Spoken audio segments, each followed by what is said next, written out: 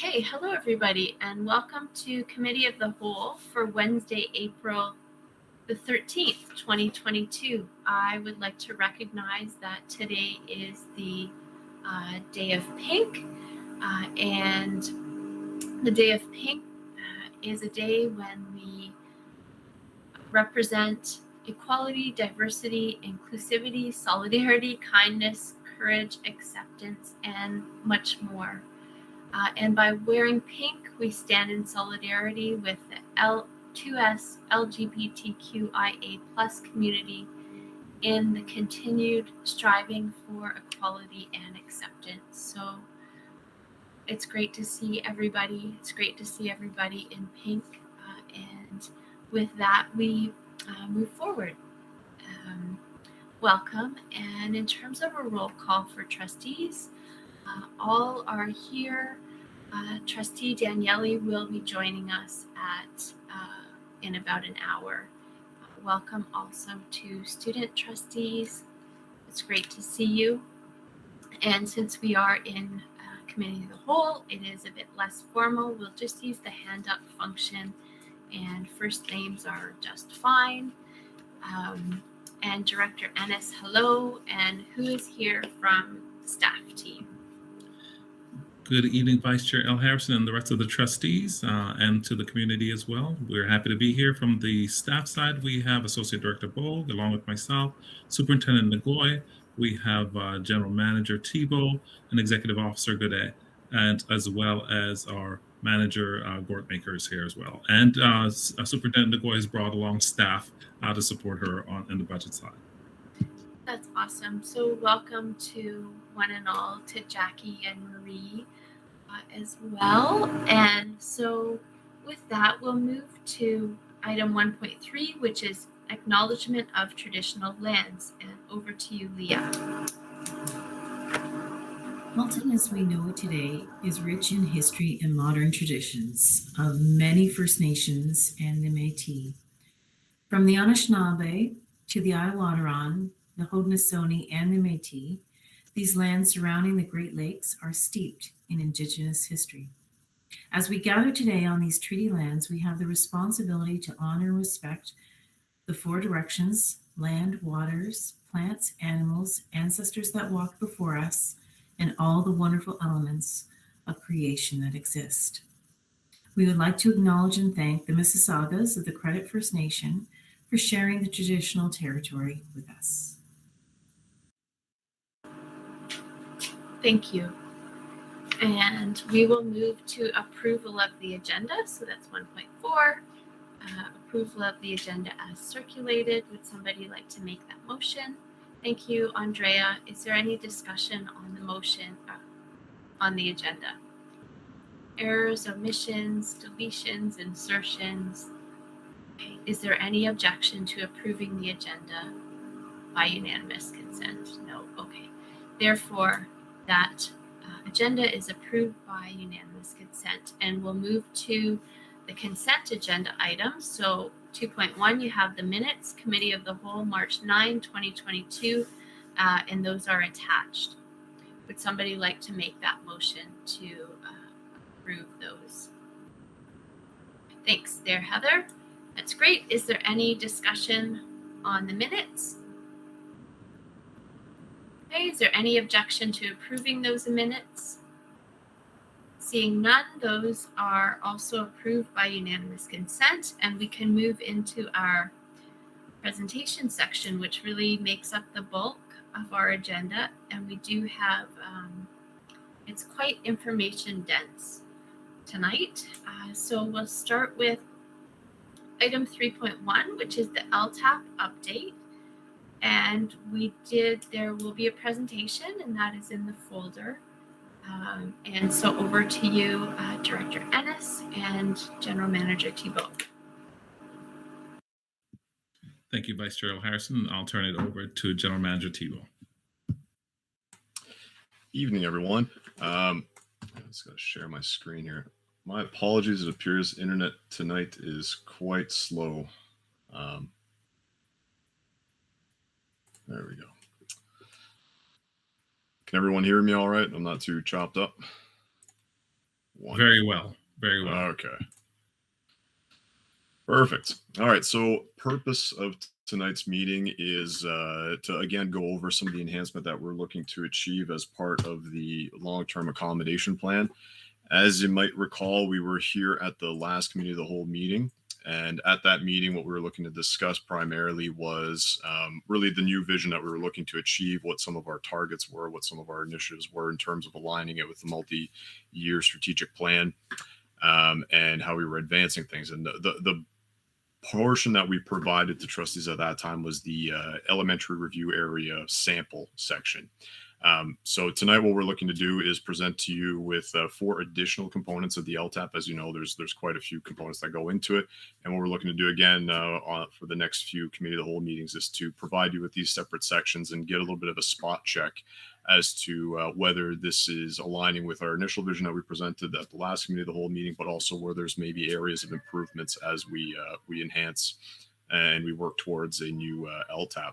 I am joined here tonight with Marie Hoekstra, which is our senior GIS analyst that's been key in developing this and the new format, as well as the wider planning services team, which has also been compiling all the data and working towards putting this together. Moreover, tonight we're going to be talking a lot more about facilities as well, and I want to thank facility services and the team there in helping us in defining some of these and getting some of this data together and determining some of these ways that we measure how well we're doing in our ERAs and SRAs.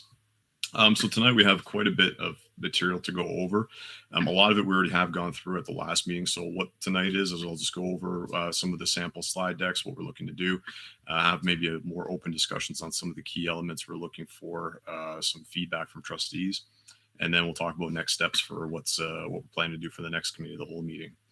So again, the one thing I just want to jump into is, reiterate the new vision of what this LTAP is meant to achieve. And really, I'll just read it again. It's to engage our Halton stakeholders to participate in the accommodation planning process, to inform the proposed action plan in their school community. So in short, providing them with the information that they want to know what's happening in their community in a succinct and easy way to understand and try to get to the meat and potatoes of what they're really looking for is what's happening in our community and better understanding what the future holds. So the first thing I want to bring up tonight is at the last meeting, we were seeking feedback on the elementary review area templates. So if you have a chance, hopefully before maybe the end of next week, Friday, April 22nd, it'd be great to have any additional feedback you may have.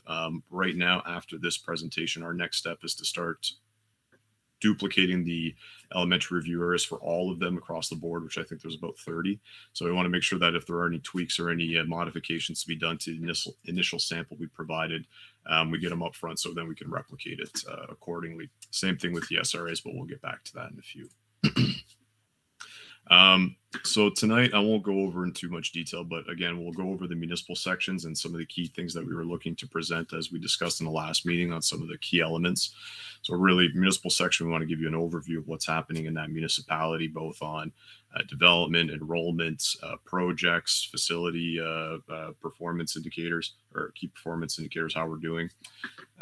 And for each one of the municipal sections, then we break those down by the elementary review area and secondary review areas, which we're looking to achieve all of these components of it, which include both old and new elements that were in previous LTAPs, but we're now introducing in the new vision. So I'm going to jump into the new municipal profile templates. Again, this is very similar to what's in the existing LTAP as of now, but what we're trying to do here is consolidate the information and try to reduce the amount of repetition and have it flow more in, a high level down to more granular level detail. So at the start of every municipal section, what we'll do is discuss the characteristics of the municipality. So are we looking at a municipality that has a lot of growth? Is it a maturing municipality? Is it a stable municipality? Or is it a combination of the three? And then dive into giving a little bit of a picture of what the development picture or the development trends are. Are there a lot of, is there intensification? Is it greenfield, or is it just stable? And then afterwards, we would outline a little bit of what we are planning as part of capital priorities in this municipality as a whole, or giving any updates on what's happened with recent funding announcements or things of that nature. Afterwards, we jump right into our enrollment. and our utilization factors. And here what we're trying to achieve both for the elementary and the secondary review areas is to demonstrate what our current utilization is within the municipality by ERA and by SRA. So what we're trying to say is this area fully utilized? Is it having significant pressures? Or is it underutilized? So we can start targeting what neighborhoods we may need more attention. And also, it's a easier way to illustrate to the communities as to where some of our pressures are as a board, both operationally, but also in terms of addressing growth pressures. So we show both the current trends as well as our future 10-year trends. We do the same thing for secondary as well. And the other thing that we also try to outline here is explaining very succinctly as to how much space we have in terms of surplus. Do we have a lot of surplus spaces where we have empty classrooms, or is it the opposite where we have a deficit of spaces? So that'll give you an idea of, are we in a lot of pressure? Do we need a lot of portables, or do we have a lot of surplus classroom spaces that we need to address? Then we move into development, and where we shifted our attention here, instead of having a lot of tables and information on where the development is, we're trying to give a more graphical representation of where the growth areas are in each municipality. And what we're doing here is trying to focus primarily on the larger swaths of development. So whether it's a secondary plan, at a minimum, it has to be a secondary plan so that it's a large enough mass. We don't want to get into individual developments like a site plan level or or even just an individual subdivision plan. I think that's a little bit too granular. That we can do elsewhere in future iterations of the LTAP when we go more virtual. Here, what we're trying to show is where are the main growth areas within the municipality, and then dividing those between greenfield areas, which are our more traditional ways of developing in Halton, what we've seen over the last few decades. And now, which is becoming more prominent, are intensification areas where we're looking at built up intersection areas within the city that are starting to see a lot more growth through intensification with high density development. So we're replacing commercial with condos or things like that, because this is going to show a different picture on how we're addressing accommodation pressures in the future. And in terms of the enrollment overview by municipality, what we want to demonstrate here is show both our elementary and secondary overall enrollment, and also illustrate how much space we have in both panels. Are we overutilized or underutilized? Because that has a part to play also in our education development charges bylaw. So we want to show that. The other thing we're showing here is if there are any projects that have been approved by the ministry, which will in effect increase capacity, or if there is anything else that may decrease or alter the capacity, we'll also present this in this slide here to give you an overview of how the municipality is faring in terms of overall enrollment trends. New to this LTAP, and again, it's tying in that facility services component, is reporting on what the facility condition index is of each one of the schools that fall within that municipality. And what we're looking to do here is provide two FCI statistics. The one is the assessed ministry value. So what that means is the ministry would go out, they assess a school. Usually they do blocks of schools, and that's usually a term over 5 years. So you might have some assessments in 2016, 2018, 2019 per se, and then that extends 5 years. But what we're also trying to show in addition to that is the board assessed facility condition index. So this is an index that we review on what have we done to the school since the assessment was made. And if there's additional works that have been done that remove critical items, then we're reporting on that. So the intent here is the gray in the back would represent what the ministry number is, or their facility condition index.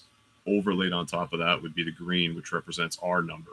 So the variance between the two demonstrates how much work we've done at that school since it was assessed.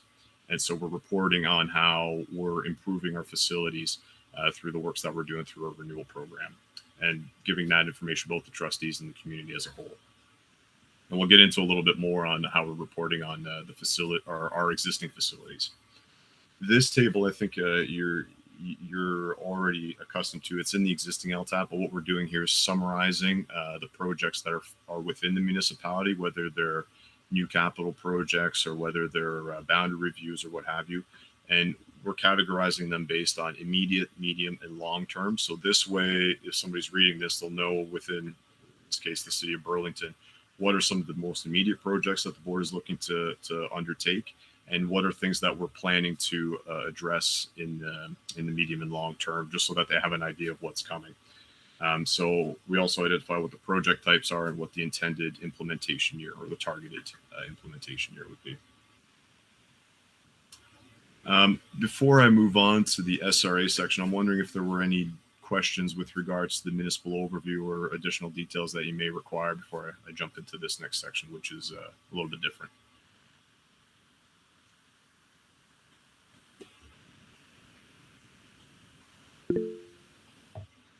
Tracy? Thank you.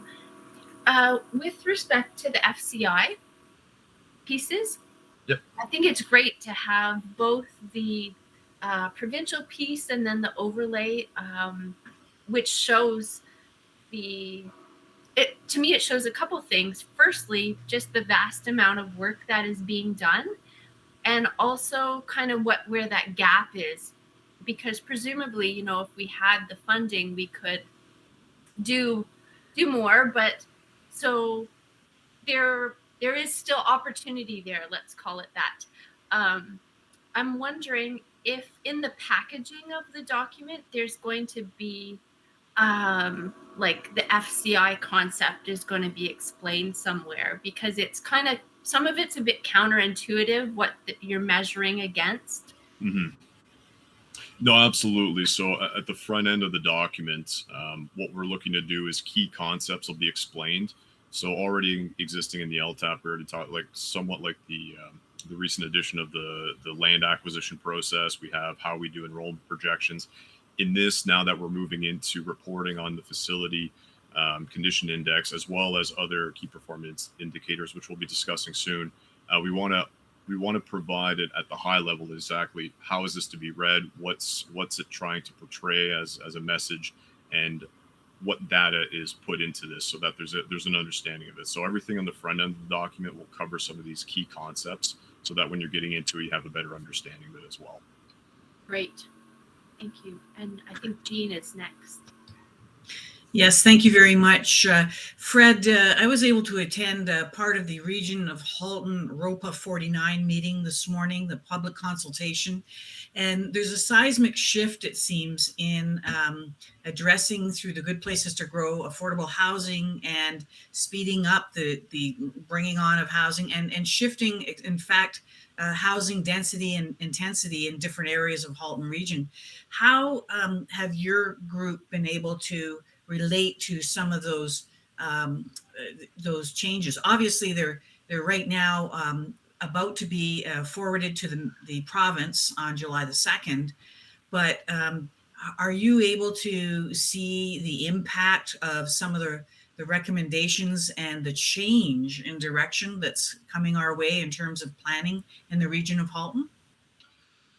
It's a very good question. I'd say for the time being, the answer is we're not sure what the impact is going to be. And the main reason for that is really we don't have a good trend or a long enough trend on what we can expect in terms of student generation from these high density developments in that shift. So things like granny flats and things like, towers, condominiums, two bedroom apartments. I think the whole housing picture is changing drastically year over year and very rapidly because of housing affordability. So right at this point, I would say that no, we don't have a really good sense on what that's going to entail. Are we going to see a shift where, we're seeing younger families inhabit higher density homes and we see a reduction in overall yields from, your single family in your towns and whatnot? Really, we don't know yet. So what we're doing on a consistent basis and has been standard practice for planning services is reviewing the yields every 2 years and to start seeing if there has been that shift, because we have heard before a lot of this housing explosion that there has been a gradual shift in other GTHA municipalities, but we still haven't seen it to the extent where it would create a substantial impact in our student enrollment yet. Even a doubling of the high density yield would still probably only be an extra 20 kids for these massive units. Like when you're looking at these big developments comparatively to, medium and low density housing, which, any slight shift and increase would result in a lot more students. So in a long way, I don't have the answer yet, but it's certainly something that as we're looking to changing trends, we'll have to apply that to the future plans and direction on intensification. Well, thank you very much, Fred. I mean, it's sort of exciting times for the region of Halton and significant changes. I mean, they're talking about bringing new housing on at a 30% increased rate over what's gone on in the past 30 years on a year-over-year basis. So some very significant changes, but as you said, we've got to see just exactly how that relates to bringing students into our schools. Thank you very much, Fred. My pleasure. So with that, I'll move on to and again, if there's any questions along the way, by all means, please let me know. In terms of the secondary review areas, very similar to the elementary review area, so I won't spend too much time on it. I will hone in on some of the key factors, though, that have changed. So again, when we go into a secondary review area, we're going to give an overview of the area, what kind of demographics we're looking at, and as well as the morphology of the neighborhood. So what's the age, what's where's their status, growth, stability, or decline. We're going to talk about our general recommendations and the past actions, which we've limited to 5 years. Anything beyond that, we have in archive, just so that we have available, but we don't have it in the document.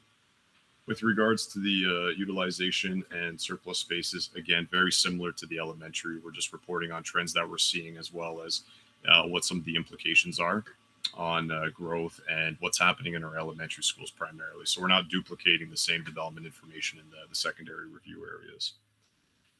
Where there's the most significant changes in terms of content, but not necessarily scope, is how we report on the entrance grade for secondary school. So as you may recall, in the elementary panel, we were looking at JK, which was the primary entrance grade for our elementary panel, acknowledging that students do enter across the system. In here, what we're looking to do is report on the grade 8 to 9 transition and our retention rates. And what we're looking to do as well is provide some trends on the retention. So are we improving? Are we compared to the municipality as a whole and the other SRAs and as the Halton region as a whole? So in this example, in this SRA, we've seen an overall change in retention of -3%. So that means we're on a downward trend, but comparatively to the region of Halton, which has been increasing in terms of its retention. So we're trying to compare how we're doing municipality by municipality and SRA by SRA within that municipality. We're providing the grade 8 to 9 retention statistics like we have in previous years, but new to this year, again, with the intent of trying to be as visual as possible and trying to put a lot of this information in an easy graphic to just understand quickly, is this map that represents what that retention is based on the elementary review area boundary. So this way we can really hone in and start seeing visually where are the areas that we may need some improvement, some targeting, or better understanding as to what's happening with overall trends. With regards to the facility program and details, again, here we're very similar to the elementary panel. We're just reporting on what the facility statistics are. So I won't go into too much detail here. And we're also specifying now that the programs for the secondary panel that are available at each of these schools.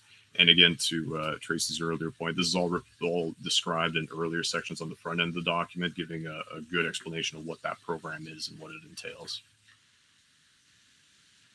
Lastly, again, like the elementary review area, we're going to have a section that dives deeper into details on the facility key performance indicators, which we'll go into the next section with, and then a more detailed overview of what the actions are in the community, both immediate, medium, and long term, and providing a little bit more details as to what those are.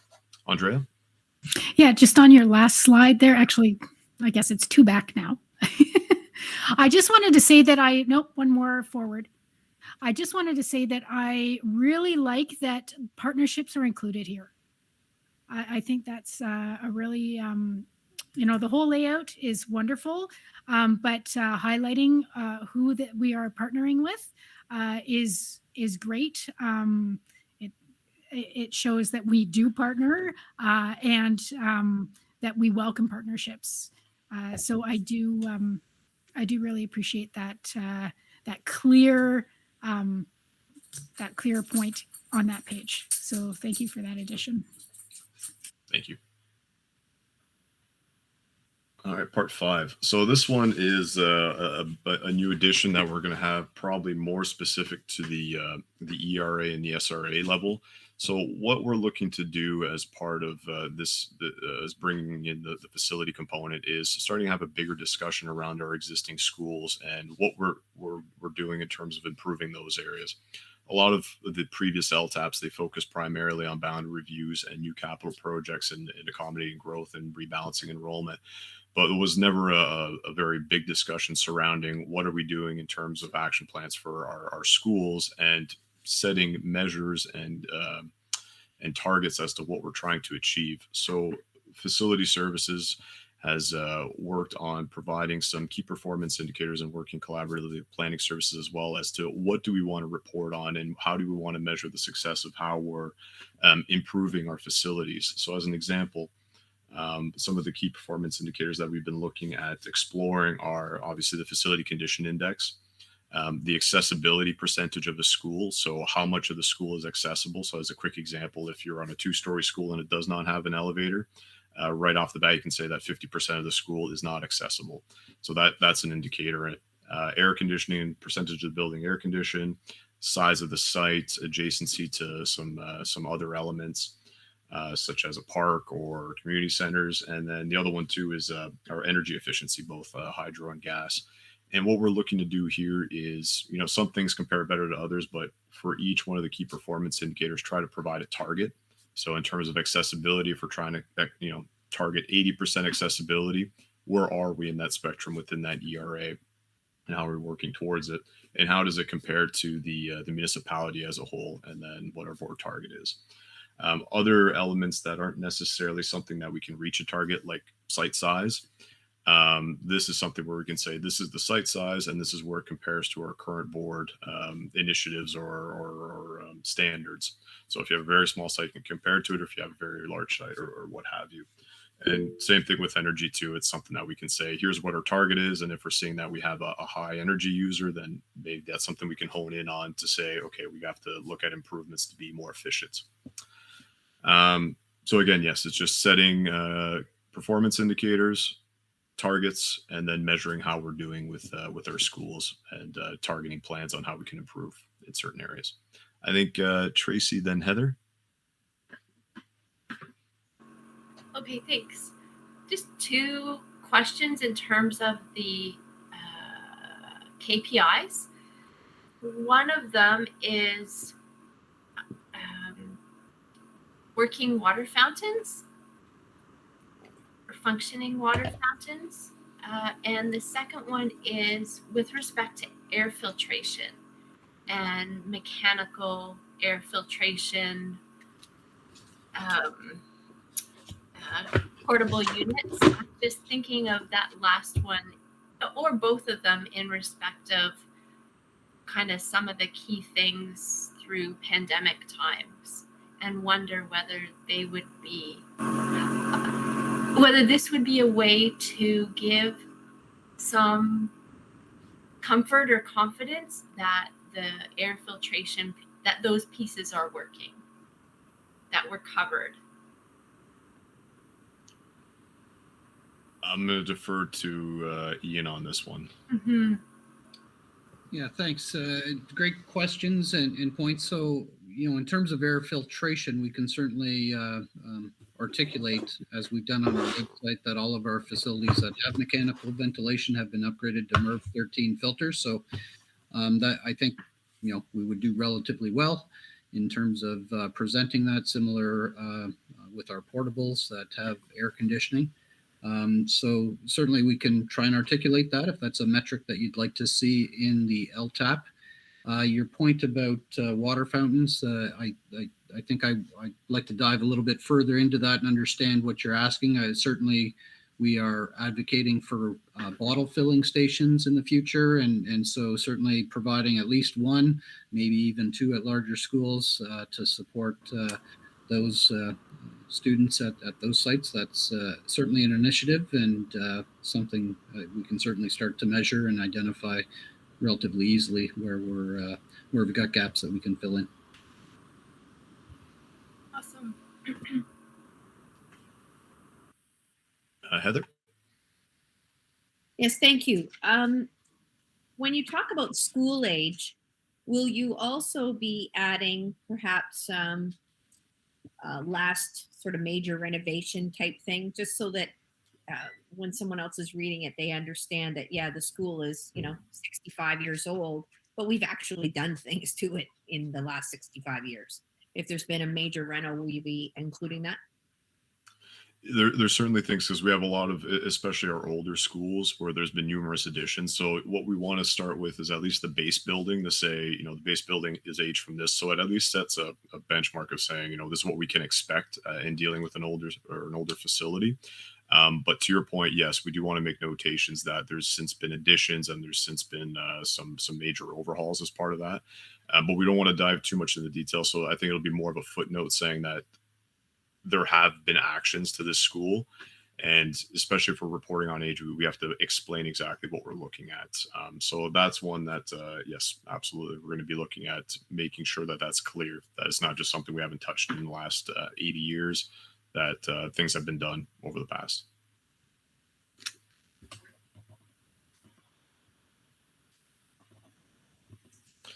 Wonderful. All right.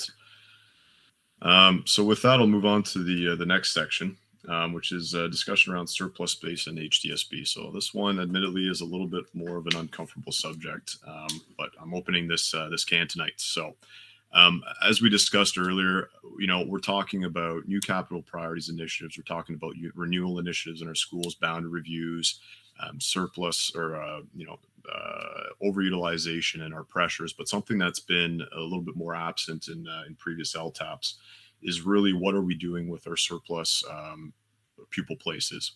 So as an example right now, and just to paint a picture, in our most recent 2020-21 LTAP, what I want to note is that as of today, we have approximately 3,800 surplus pupil spaces between the city of Burlington and the town of Halton Hills. And that's projected to increase to 4,400. Now, mind you, we still have some new trends, as we discussed earlier, with the development intensification.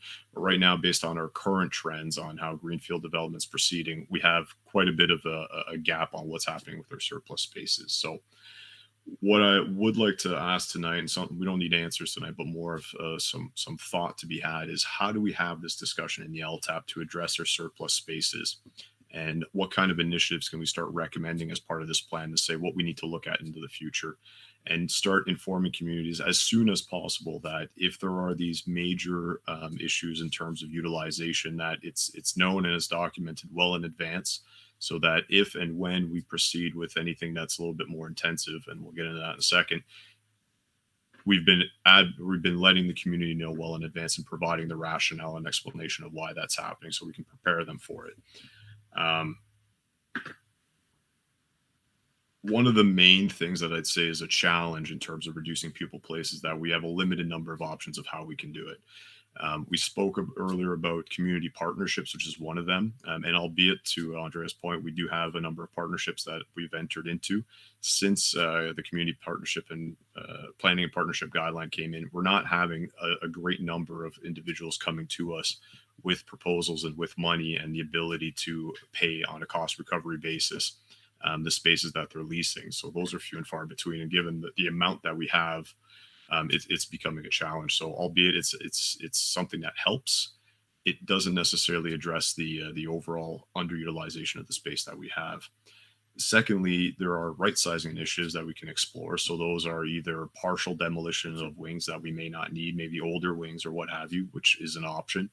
But there's also the conversion of uses, as an example, if we need an admin space. So those are some of the other strategies that we can look at reducing our surplus spaces in our schools. But again, that has in some cases limited applications. Now, the last one, which I know is probably the least popular, is obviously consolidations and closures, or the pupil accommodation review process, which admittedly there is a moratorium in effect. If and when this ever comes out, what I'd suggest is it would be nice to have a plan as to what are some of the targeted areas that we need to have somewhat of an understanding of what the options are. It's not to say we're predetermining the outcome on what schools are to be closed, but at least we're identifying areas where there are concerns on overutilization and where we're not entirely convinced that intensification is going to be the answer in meeting that piece. I'll say, admittedly, on my side, one of the biggest concerns I have is, among others, is, well, two-pronged. One is, now with the removal of top-up funding a while ago, more spaces that we have, the more we're subsidized. We're not having the ability to fund that empty space because we're not getting that top-up funding anymore. And the second, which concerns me a lot more, is our triggers for the education development charges by law. Right now, the way that we're going, I have concerns around what triggers we'll have. And as you recall, we have three. We have a 5-year overutilization at the elementary or secondary panel, or a sizable deficit. I would like to remain as a board that at least triggers on 2 of those in case things change in the legislation. Because if we lose the ability to at least self-govern what sites we buy and are not reliant on the ministry, that is definitely something that's less advantageous to the board. It's not to say that growth has to trump, existing communities, but it is a major consideration to have. So lastly, what I'd like to put on the table is, and what I'd like to maybe discuss in further detail now that maybe you had time to digest a little bit more, is at the May 11th Committee of the Whole meeting, I'd like to have a broader discussion on this, on like, how do we incorporate these recommendations on potential options on how we address the surplus space in our communities, some of the strategies, and what the comfort level is on how we report this, just again, to be transparent and open to our community, and something that we can transition into in this iteration or future iterations of the LTAP. So before I jump into the what's new overview, there's not much more to say here. I was wondering if there were any initial thoughts or considerations or things you would like me to consider also before moving into the May 11th Committee of the Whole meeting, where we want to discuss this a little bit further. Kelly? Thank you. So my community a number of years ago had to downsize, and I, every time the LTAP came out, I would usually make sure that the community was informed so they would see the numbers that was happening in their schools. So by the time it came around to actually have to do a program and accommodation review, and that is when Lawrence Goose ended up being sold, and Munns became a French immersion school, and Lawrence Goose Montclair became the school where it became amalgamated. Everybody was aware of it, so it was a very smooth process. So my biggest advice is to make sure the communities are aware that this is going on, that the school sizing is part of what could be happening in the future. Maybe not yet, but in the future, that the numbers affect the actual schooling of the student. I mean, at that time, you couldn't trigger a librarian. Sometimes you couldn't trigger a vice principal. There were other factors that happened, and they all were aware of it. And so by the time the process came around, it was something that they bought into because they understood the need for it. So I really am big on making sure the communities that are affected are aware of it, because it is important, because it'll make the process that much easier. Thank you, Kelly. Leah. Excuse me. Thank you. And I really appreciate that you've asked this big question. Certainly, Burlington has had to deal with this, having done a PAR in the not so distant past. And I think one of the things that I certainly heard from the community was not all of them were following the LTAP. So it was more of a reactive messaging. And so my sort of, to touch on what Kelly had said, I think having a sort of a proactive trigger where a community really should be given a heads up. This is coming, the LTAP comes at the end of the school year, like it's in this latter part of the school year, and perhaps maybe having a trigger, in the fall, that's really targeted to that community. And in the fall, I mean, after our numbers are submitted to the ministry, there's kind of a natural timeline which can, sort of share whether numbers are going up in that school or down. And then it sort of prompts people to be aware, there's some issues, and there's financial impacts of these numbers. So I really appreciate that you're making this more transparent, and I really appreciate that you're looking at ways in which the community can be more engaged in this process and not wait until the LTAP comes out, because you have families that are leaving the community at that point if they're moving on to another school or they're finishing the school. In that fall session, it's certainly an opportunity for even school councils to have those conversations. So I think the transparency piece can be elevated, and I appreciate that you're looking at ways in which we can make them aware, because I mean, not everybody is going to come to the awareness at the same time, but you can prompt them, or when you have population figures that you're promoting.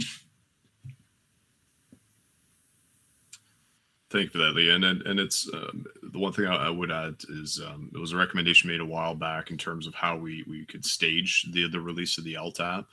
I believe it was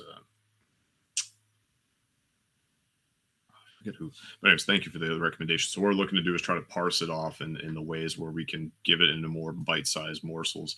And one of the things we could do is when we're outlining what the actions are in different areas, that could be a milestone as part of it, so that there's a little bit more involvement there. So this year we're not undertaking because our main focus is creating the new LTAP, but as we go through the next iteration, that's our hope that we can start reporting on different sections. So the enrollment projections, then the updates after ministry submission, and the projects and so forth and so forth. So thank you for those comments. I'm just going to do a quick time check here. I think you're almost there. Yes? Yep. Nope. I'm done. So next steps really is the next committee of the whole meeting. We're going to talk about this subject again. And the other thing we'd like to bring up are some of the front end sections that we had discussed earlier tonight. So we'll bring those to your attention too, and have another open discussion if there's anything else you would like to add in terms of commentary or suggestions for the ERA, SRAs, municipal sections. So that way planning services can take all that back and start consolidating the document and get it ready for you in draft, ideally by June. So happy to take any further questions. Otherwise, I do thank you for your time, and look forward to working with you on it. Thank you. It's really great when things that have been around for a long time and are great tools get reimagined and become even better tools. And part of that, I think, is kind of the look and feel and the user friendliness. And there's a real evolution here from this as an internal piece that we use to something that's really friendly for not only us internally, but for community use and maybe student projects and that sort of thing as well. So that's great. Thank you very much. And I did add you back onto the agenda for May as well. So now, speaking of things that impact us all as a community, we'll move on to 3.2, which is budget. And Roxana and team, welcome, and thank you for pre-circulating the information as well. So Director Ennis, over to you and Roxana, or Curtis and Roxana. Thank you, Tracy. We have Roxana and team. She brought a full team to support her, so I'll turn it over to her. Thank you, and good evening, trustees. We do have with us this evening Jackie Sweetman, our Controller of Financial Services, and Jay Chantavong, the Manager of Budget. They are the brains behind all the numbers and certainly have the details for some of the questions the trustees may ask. I'm going to just go into presentation mode, so I won't be able to see you. Please feel free to ask questions as we go through. I'll probably hear the hand going up, as well as at the end of the presentation. We're providing you with as much information as we can at the current moment. We did receive the grants for student needs on February 17th, I believe. And although it was early, which gave us some time to think and plan and prepare, the actual ministry forms that hundreds of pages of ministry forms where we put in information that actually calculates what our grant is, what our expenses are in the financial position, our room within compliance to consider other priorities. Those have not been provided until about a week after the March break. So we've been working on those for the last couple of weeks, and we're still in progress. So things in this presentation are, as of the current moment, they're draft, and they are certainly prone to change between now and the draft budget, which we hope to present to the May Committee of the Whole. So in terms of what we'll cover today, we're going to go through a quick update as to where we are in the budget process. We're going to review the enrollments, the revenues and expenses, what are some of the budget pressures that we see currently, the capital projects for next year, an overview of the stakeholder input, and just the key dates for the budget from now until the time that the board will be approving it in June. As we've mentioned before, we are trying to align as best as we can limited resources that we do receive with the biggest priorities to support our multi-year plan, the action items that are going to be developed in the 2022-23 annual operational plan, the special education plan, keeping in mind what are the key areas of risk that will preclude us from meeting our key objectives and supporting our strategic priorities, as well as working within the accountability, enveloping provisions, and regulatory compliance that we are mandated to follow from the Ministry of Education for the various allocations of the grant that we receive. So where we are in terms of the budget process, we have completed the provincial consultations, the board consultations. We have received the funding release and are starting to work on the base budgets, the allocation of resources and priorities based on the funding that has been announced, whether it's through the GSN or through the other provincial grants that are timed investments. Throughout this month, we're going to finalize the base budget, all the expenses, to determine what is our financial position, which means are we going to have a surplus budget, a deficit budget? Are we going to be within compliance? And just how much room within compliance, which trustees will remember that a compliant budget is a deficit budget within 1% of our provincial allocation. And that is around the 7.5 million mark. And how much room we have within that to come back to the Board of Trustees with a plan to request additional resources for new initiatives to complement the funding that we receive and the initiatives that we can do with those. The draft budget is proposed for the May 11th Committee of the Whole.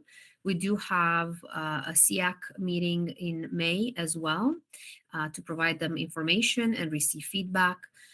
And together with the stakeholder input, we're going to be presenting a draft budget to the board for review and approval at the meetings in June. So key dates, as I've mentioned previously, coming up May 3rd for the Special Education Advisory Committee, May 11th, Committee of the Whole, the draft budget for first review by the board, the draft report on June 1st, and final approval on June 15th. I have already covered this slide, so we're going to move to enrollment. And we're still monitoring enrollment and registrations. We have seen a slight increase in both panels when we compare to the original budget of the prior year, and a slight decrease in elementary panel and increase in secondary panel when we look at revised estimates compared to the projection for next year. Registrations are still coming in, so we're trying to determine what those levels are, and over the next month, if we need to adjust the enrollment level, we will, and that will of course trigger changes in all of our revenue or grant allocations and staffing that is tied to class sizes. What we have not seen, however, is that growth return that we were so accustomed to in our region. It seems that the effects of the pandemic or post-pandemic are still prevalent, so we just see a modest increase in enrollment. In terms of enrollment history, we have seen the last, almost 10 years, a steady increase year over year with a bit of a dip in 2021. And right now we're leveling off and a little bit of an increase in the current year and projected for next year. So we have been filling the ministry forms with our information. Grants for student needs is a little lower as a proportion than what we've seen before. We were around 90% of our total revenue. Currently, we're looking at about 88.8%. In part, we do have higher education development charges than we've seen before. And they do fluctuate year to year depending on development applications. And the provincial grants other have also increased, as has amortization of deferred capital contributions. The more schools we build or additions or capital projects, the more the amortization will increase. And on the offset side, under revenues, so will the deferred capital contributions. So here's a glance at the first draft, emphasis on draft, of the revenues and the various allocations. The good news is year over year, the provincial grants has gone up about 28 million.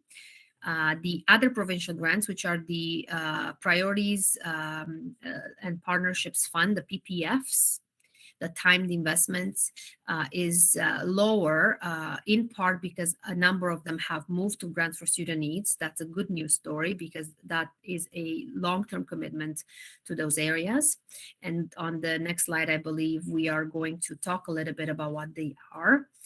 And some grants have not yet been announced in terms of the board-by-board allocation, so we can consider them, even though we do know that some funding will be received throughout the year.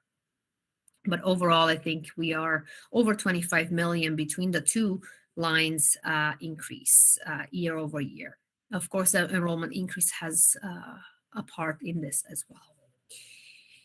Federal grants, they do show a little bit lower than the prior year. That's just because we have some startup costs and capital costs in the first year of providing the language instruction to newcomers program that we have started in that year. The program itself has been steadily growing, so therefore that decrease is only as a result of not having that startup funding rolling into the second year. We expect that the school generated funds will return to a more of a pre-pandemic level. We're not certain for the purpose of the budget. However, it is an offset revenue and expense. We match at the 20 million level. Income, investment income, we did expect some increase in the rates, potentially not quite as much as we've seen lately with the Bank of Canada increasing the interest rates. However, it's not just a function of interest rates, it's also a function of cash available. And when we expect some big purchases, such as land purchases. So we do expect that overall, when we factor those in, investment income will be lower than the budget for the current year. And even in the current year, we don't expect to meet the $1 million mark because the interest rates were so low. Other fees and revenues, most of that, as I mentioned, is the education development charges, which are significantly higher than what we've seen in the past few years. So we've increased also the projection for next year. And amortization of capital, of deferred capital contributions, which takes into account the new schools that we are opening. So I think I have covered all of these key highlights in my speaking points. And some numbers. So where do we see some of the increases in revenue? Good news, the ministry has listened to the sector. The Trustee Association have mentioned this, the Council of Directors of Education and the Council of Senior Business Officials have been informing the ministry that we need additional investments and long-term commitments to the areas of mental health and special education. So we have seen some transfers of PPFs, of those timed investments, into the GSN. So mental health, between the PPF investment and the additional money that was announced recently after the GSN was released, we're looking at about 950,000 in additional funding and about 383,000 for special education investments that were moved to the GSN. Special education also is increasing as a result of increase in enrollment and some additional updates to the statistical models that calculate that grant. The Indigenous education allocation is also going up as a result of additional enrollment in those courses and provides an opportunity to look at additional resources to support a system. The ministry has made a commitment to continue the COVID supports for our board. 9.1 million will support the classroom, learning recovery, 2 models of learning, cleaning, ventilation, and transportation, as well as additional cleaning for school buses. With the learning recovery and recently tutoring supports have been announced for our board. There's a total of about 5.7 million divided in 2 stages. So phase 1 is between April 1st and August 31st, I should say. And the second phase starts September 1st and runs to December 31st. And it is around 2.8 million. So it is a tight timeline to spend this money, which also means we have to determine how we will be able to maintain that level of support, or what level of support we will be able to maintain between January and June. As we do know that learning recovery is a journey. It is not a short time period of support for the students. Support for student funds are tied to collective agreements that are set to expire at the end of this year, and the ministry has made a commitment to extend them for 1 more year so that those permanent positions that we added for 3 years in the system can continue. However, the education worker protection funds of about 300,000 were not renewed, and we do have the ability to cover these positions through, or some of these positions through, the COVID supports. So what are some of the budget pressures? Yes, we've seen quite a lot of increases in funding, but we also see a lot of pressures and increases that may exceed the funding on the cost side. Special education in particular, and some of the shift of professional work and medical work onto school boards, some of the expectations that have been laid out are certainly exceeding the increase in grants that we've seen. Learning recovery, as I mentioned before, we are looking at additional funding to support the level of engagement that we have beyond December 31st. We are seeing increasing supply costs, but also challenges to secure coverage in the system as a result of a direct impact of the pandemic. Virtual schools for next year, the registrations are quite low. That means that providing meaningful instruction and course selection for those classes comes at an additional cost. We're not able to collapse classes in the in-person learning and move them to virtual as we would with a larger cohort. And therefore, additional teachers are required in order to staff the virtual school or the remote learning environment, which comes at a significant cost. And I think I've heard a hand.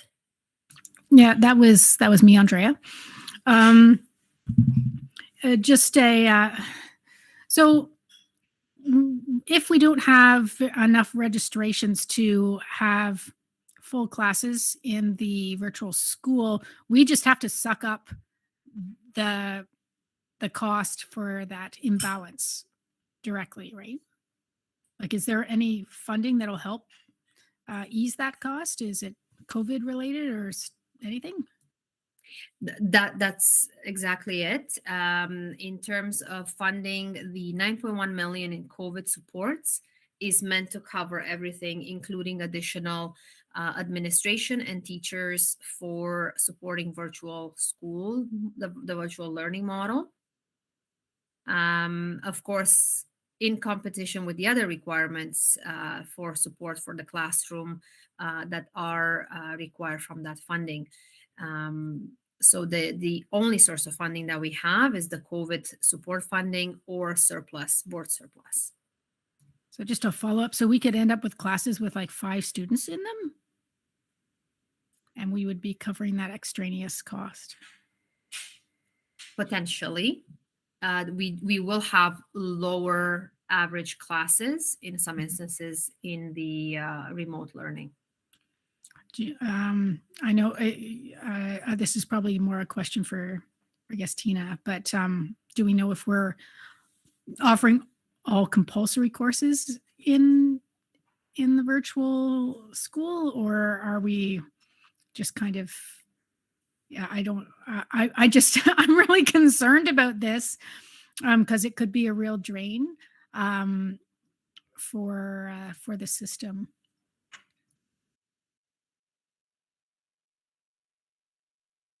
David, I see you're on. You I can jump in. Yeah, thanks, Andrea. In high school, the VSS will offer all of the sort of core, we would consider core area courses. So the typical OSSD requirements.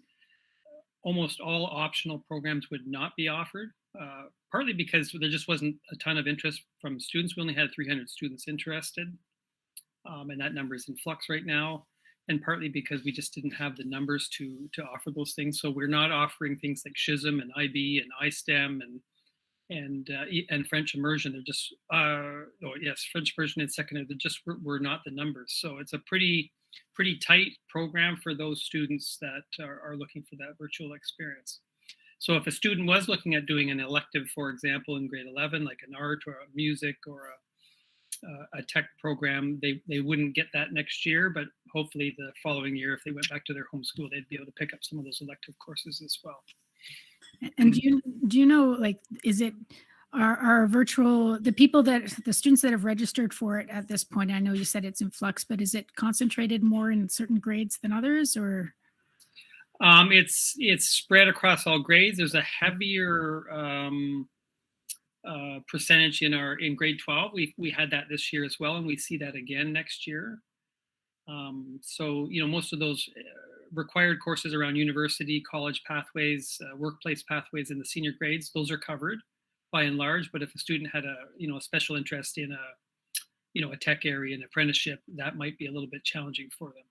But again, those courses don't lend themselves really to that virtual environment, and so we're hoping that the majority of kids looking to do out of body or something like that are going to be looking at that in-person experience. Okay, thank you very much. All right, I'm going to go back to presenting mode.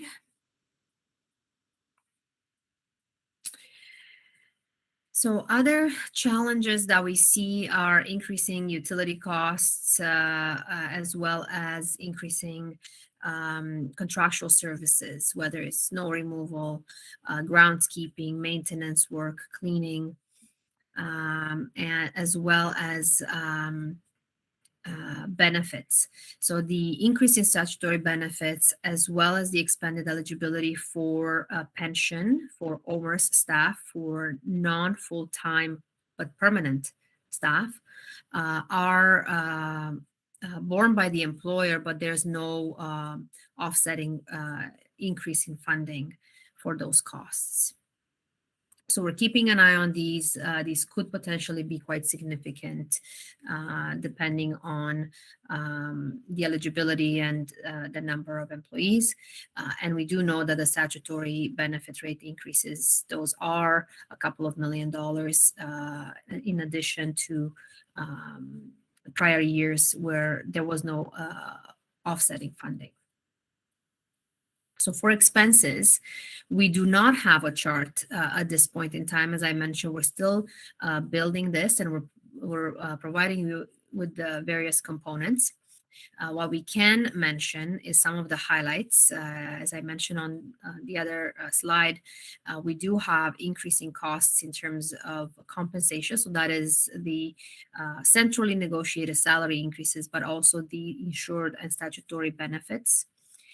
Significant increases in special education and mental health, which may exceed or will exceed the additional funding that I've mentioned in the previous slides. We are looking at additional Indigenous resources. These, however, do have an offsetting revenue. The broadband allocation for network operations has been well received. It will allow us to make some upgrades, in particular for the elementary schools. Secondary schools have received the network upgrades and infrastructure upgrades, and we're going to expand it to the elementary schools. So that additional revenue also has an offset expense. And other things that I haven't mentioned, so transportation will go up as we build new schools, enrollment goes up, and also additional programs that we are looking at will increase the cost of transportation. And decentralized school budgets also increase as we open new schools and as we are maintaining the 2 learning models. So not hearing any hands. We do have some staffing comparisons that we can provide. Again, I'm going to emphasize it is draft. We're building the base staff. So we're taking the staff from the current year, and then we are adjusting it based on enrollment, class sizes, and any additions that we have added to date. So right now, if we're looking at the instructional area of our staff, you'll see an increase in teachers to accommodate some increases in enrollment, as well as some additions to self-contained classes and the LRTs, the resource teachers that we have added. A small reduction in educational assistance that is as a result of rollover funds from the support for student funding, the SSF funding that was provided was a 1-year allocation. Given the timing of when that funding was made available, there was a rollover that allowed in the current year to have some additional positions. And we are considering that in the COVID funding and trying to maintain the same level through temporary staff.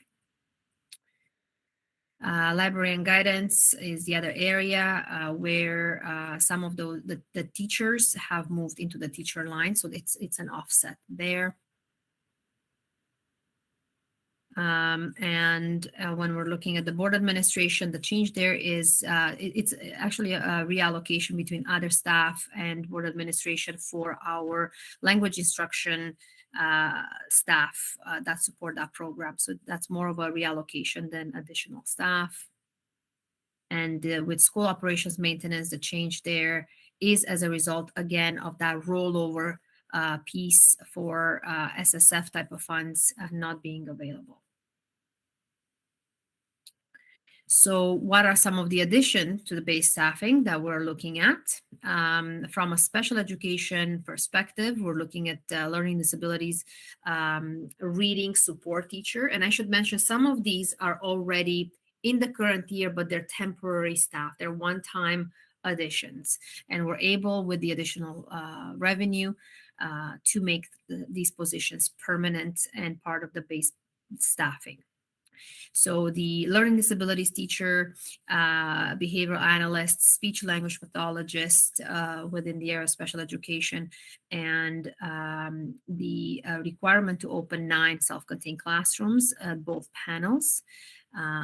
This is still just a draft and is still being evaluated based on the needs in the system. Did I hear a hand?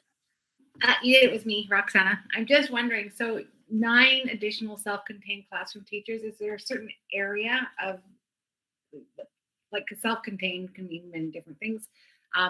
Is there a focus of those classrooms? So they are CPP and life skills classrooms. I don't have the exact details, and I'm not sure that we have the tally of the total numbers yet. We do currently see a split between, I believe it's 5 at the secondary level and 4 elementary, but that number is still being finalized. So I don't have all the details. We're going to hopefully be able to provide SEAC with the final registrations and placements.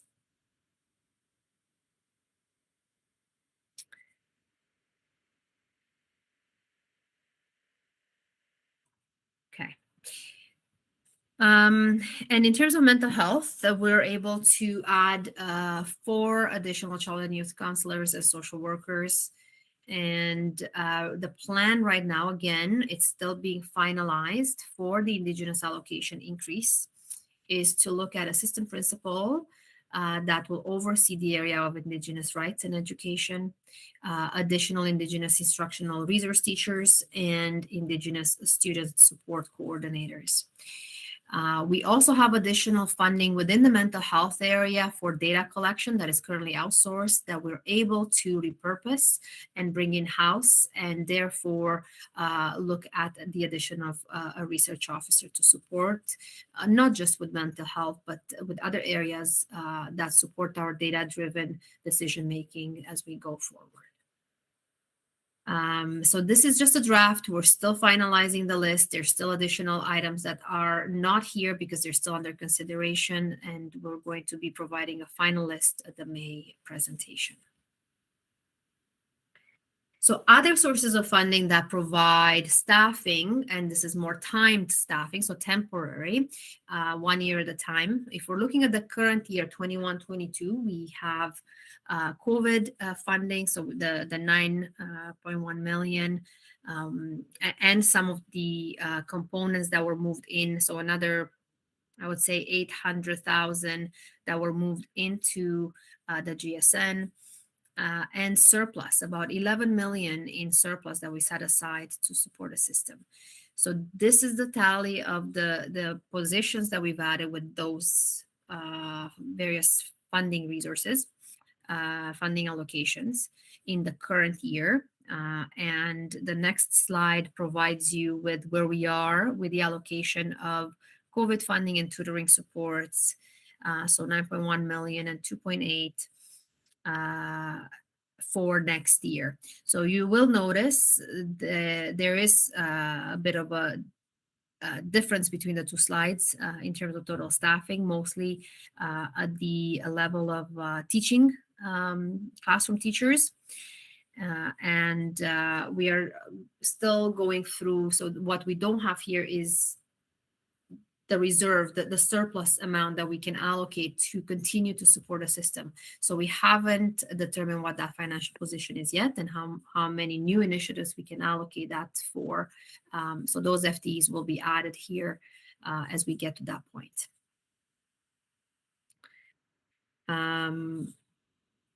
We do, however, have a commitment from surplus that we do know it's continuing, and we've made this commitment for the duration of the multi-year plan.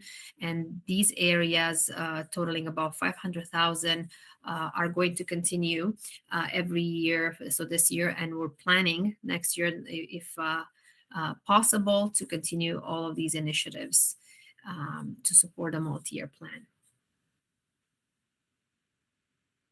Lots of capital work.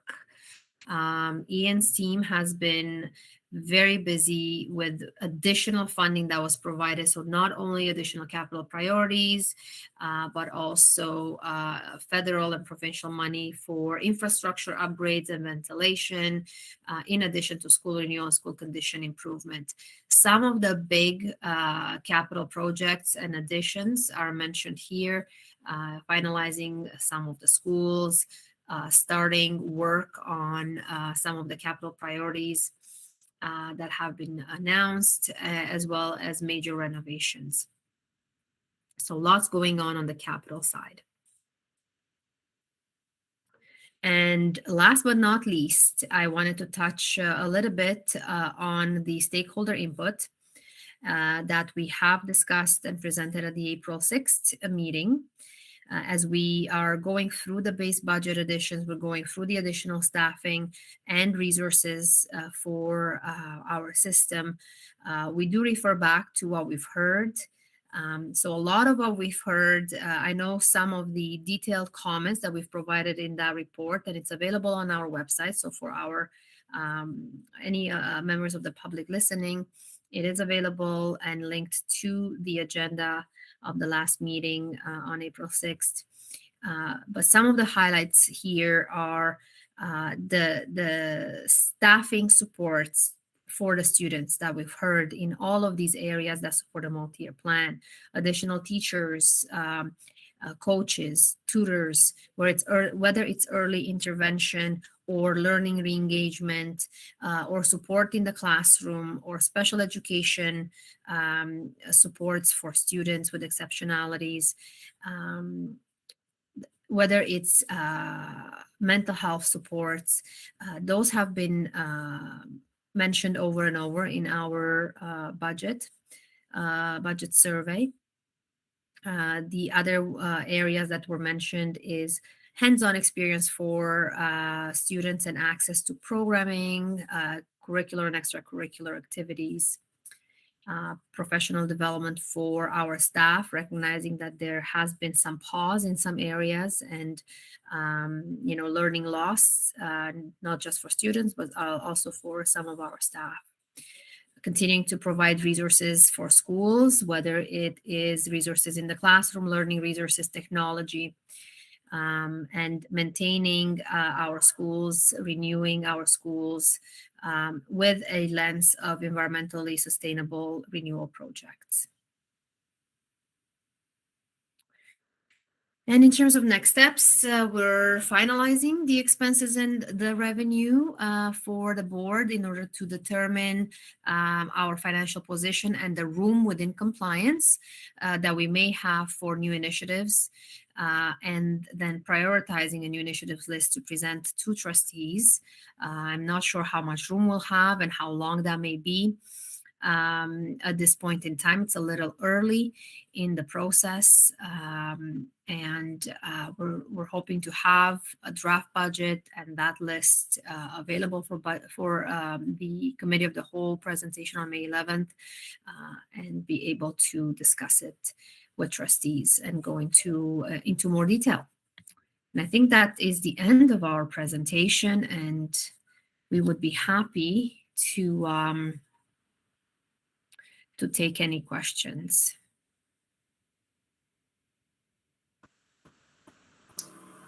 Okay. I don't see any questions at this point. Thank you very much for all of the information. And so could you just highlight again what then are what's the next iteration? So it'll include additional programs perhaps, and what else will happen? So in terms of next steps, as we are finalizing the budget, we're going to take the elements for special education separately and provide them to the SEAC committee earlier in May, and also finalize the budget. So we're going to provide trustees with a draft budget where we have, here's our revenue position, here's the expense positions, here's what's included in, what the difference is between year-to-year comparison, and a list of new initiatives. So all that information available at the next committee of the whole meeting on May 11th, and that gives us some time to finalize it for the June meeting reports. Okay. In the meantime, I should say that I am happy to, if you have any other questions, if you require additional information, if you have any thoughts you want to share for the budget, something that you're surprised to see or not, you're surprised not to see mentioned here, or wondering, about some of the direction, certainly I am available. Reach out to myself and the director, and we would provide the information between now and then as well. Thank you. I do have a question of curiosity, and it goes back to something that Andrea raised with respect to the virtual school carrying forward this year, and the 300 plus or minus students. One thing is maybe not a budget question, and that is, have those students been made aware just that their program opportunities are pretty tight, and whether that may or may not influence their continued participation? And then the budget part is, what is the cost? How does the cost per student in virtual compare to the cost per student in a classroom? Are there any differences in that regard? I'll jump in on the first part, if that's okay, Roxanne, and then you can talk about the money. Tracy, we're just in the process now of sort of scrubbing the data, if you will. Like if students were looking for something like a SHISM, those students are being contacted immediately to say it's just not an option. But for a student, for example, that has chosen 7 or 8 courses, where 7 of them are offered at the virtual school, and maybe one elective that's not offered, then each of those students will have an opportunity to sort of problem solve and look at whether they want to replace that one course that's not available with something else. We have a few creative options for kids as well in terms of how to get that one course that they really wanted. Or they could make a decision, if it was really more a preference to go to virtual, to go back to their in-person school. Where it's challenging is we have some kids that absolutely need to be in a virtual environment still because they maybe have a health condition or a vulnerability. And so we'll work with them as best we can to make sure that we can match up their timetables. But there will be some parameters around what is available for sure. So each of those are individual conversations. Thank you. And in terms of the second part of that question, the cost could be as much as double. So the lower the class size, that additional teacher in front of those students is an actual incremental cost. So if the class size is 10, then it certainly will double, because now we have that teacher for 10 students and not 23 class average. So all the additional teachers that we add above and beyond the class size are a pure incremental cost to the virtual learning environment. Thank you. I think it will be really interesting but responsible to kind of track that difference.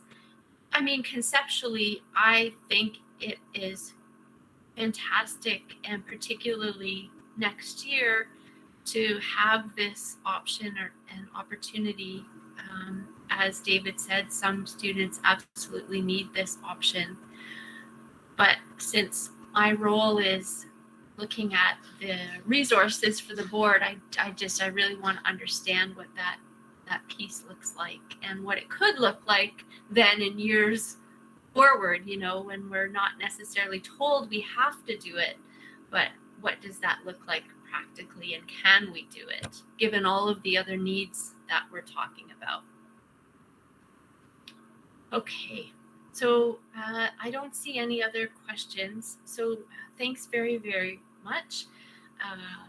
All the best with all that number crunching that is probably taking place, and all those worksheets and all that. And we'll look forward to seeing the next iteration then. And for trustees, we are pretty much right on time and right halfway through the meeting. So if everybody would just, if we could take a 5-minute stretch break and return at 7:35, we'll jump into the trustee work that's been taking place. So we'll see you in 5.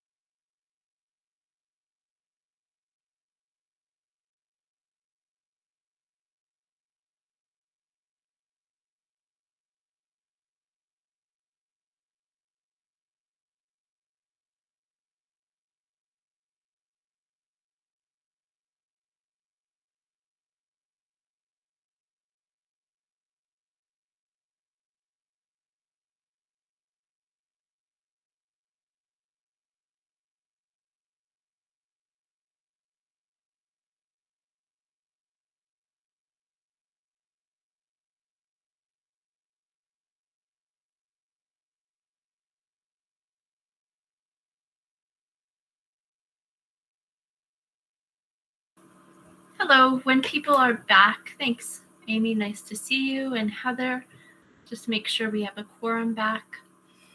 And then we'll get started. 1, 2, Margot, hello. Okay, we do. Excellent. Welcome back, everybody. Thanks for being Tracy? on. Yeah, Can you just tell me how to do screen share? sure thing. So along the bottom, you Yep. should have the menu down there with the microphone and the camera. Yep. And then there's the arrow that Oh, the arrow up. Okay, so then all I have to do is make sure that what's on my screen at the time is what I want to show. yes, or it gives you the opportunity to select which Okay, screen that you want to. thank you. Only thing is sometimes depends on your tabs as well. Sometimes you can see the tabs at the top. So Okay, thank you. you're welcome. And so that is a great segue. So again, now this second part of the meeting is looking at the enormous amounts of work that trustees are also doing to further governance pieces as well as other initiatives. And so we have 3 standing committees, Board Self-Assessment, Trustee Professional Development, and Governance Standing Committee. Now, the Board Self-Assessment Committee does not have a report this time. Trustee Professional Development, I just want to check in. There's no report this time. So Not this time, no. we have a chunk of work to do under the Governance Standing Committee. And so I'll turn it over to Tanya and Amy, and you can walk us through, and I'm here to help if you need in any way. So what we'd like to do this evening is do a side-by-side comparison of the current bylaws and what we've done that's different, so that everyone can see exactly what the changes are without looking at a report and saying, I don't really know what that means. If it's right in front of you, maybe it helps. So if you just give me a second, I'm going to do a screen share so that everyone can see what we're doing.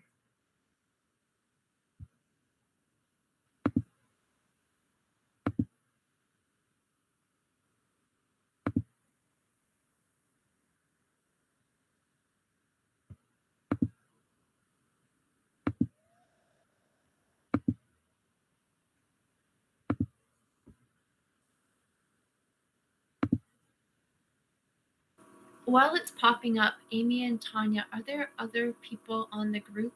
Just as a reminder at this point. Okay, great. So can everyone see the screen where it has the Hdsb logo and it says Board Bylaws? Yes. Good. That means I did something right. Mhm. So the very first thing that we did was polish the look and feel of our board bylaws, because in a minute you're going to see what the first page of our current bylaws look like. Right now it opens with the table of contents and no cover page. So we thought it would be nice to add a bit of professionality to that. And the cover page is very plain, but it does polish it up a little bit. Then we go into the table of contents, which is something that trustees requested that we keep. So there's really nothing to report on that because it is just the table of contents.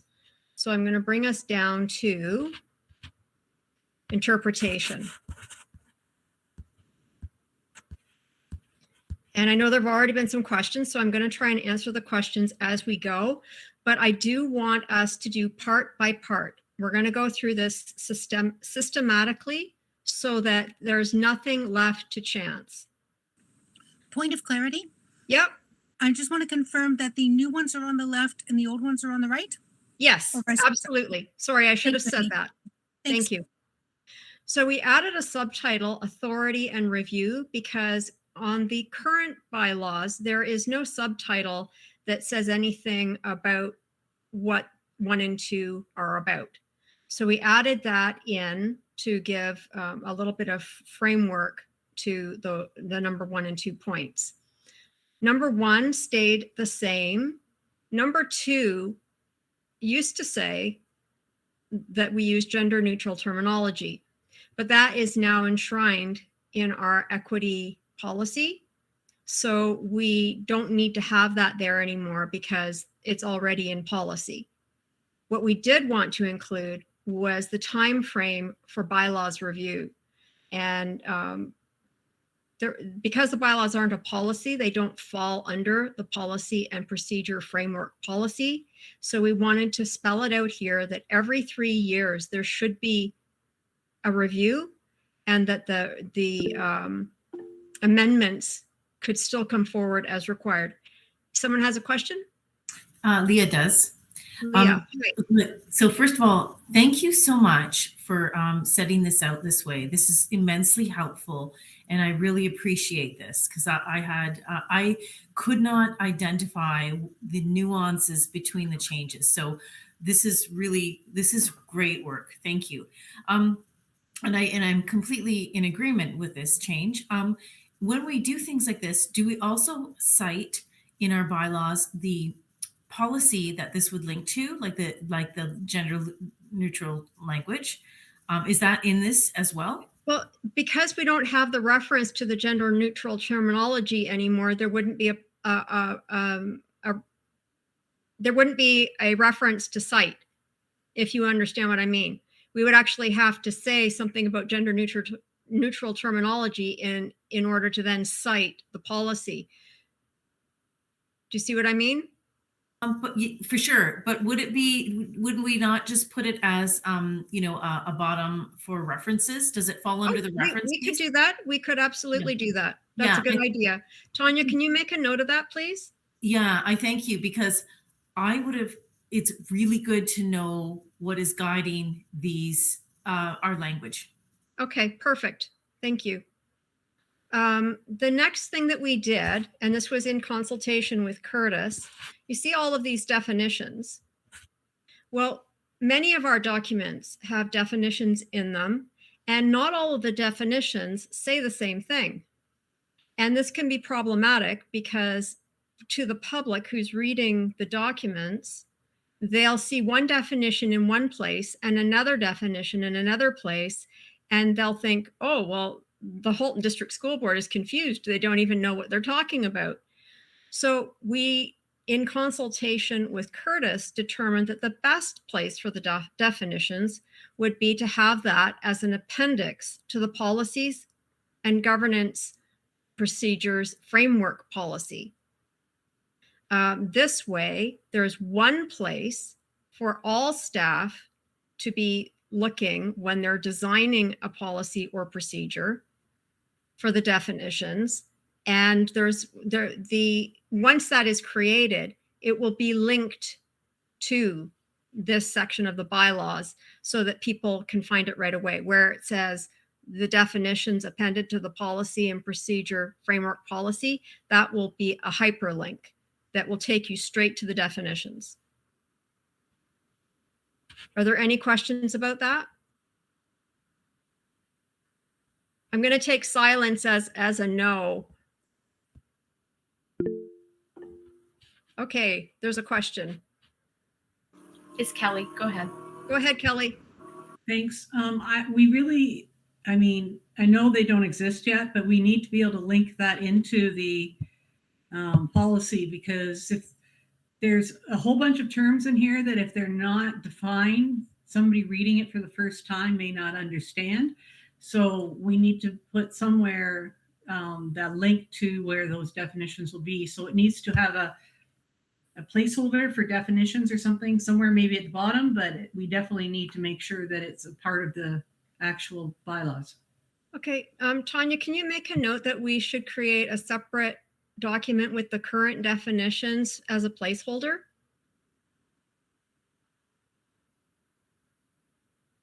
Thank you. Thank That you. was me nodding. Yes. Yeah, I can't hear you nodding. And that's a good thing. Okay, so the next thing that we did was we went down to the part about members, and you'll see that the very first thing that's highlighted there is the word will, because we changed in the document some wills to shalls and some shalls to wills. And that was because we noticed that they were used interchangeably. And so when we decided we'd better look up the definition of shall and look up the definition of will and make sure that they're being used properly. And shall means has a duty to, will means it's going to happen. So they're slightly nuanced difference, but they are different. And I didn't actually realize before we looked it up that they were that different. So what we've done throughout the document is where it makes sense for the word to say has a duty to, it says shall.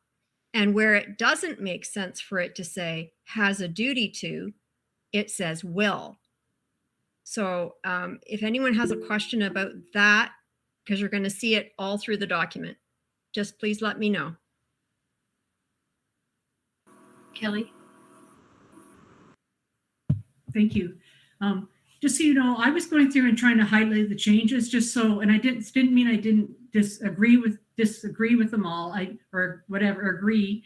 I just wanted to point out where the changes were because I was having a difficult time. So I was going through and highlighting all the changes.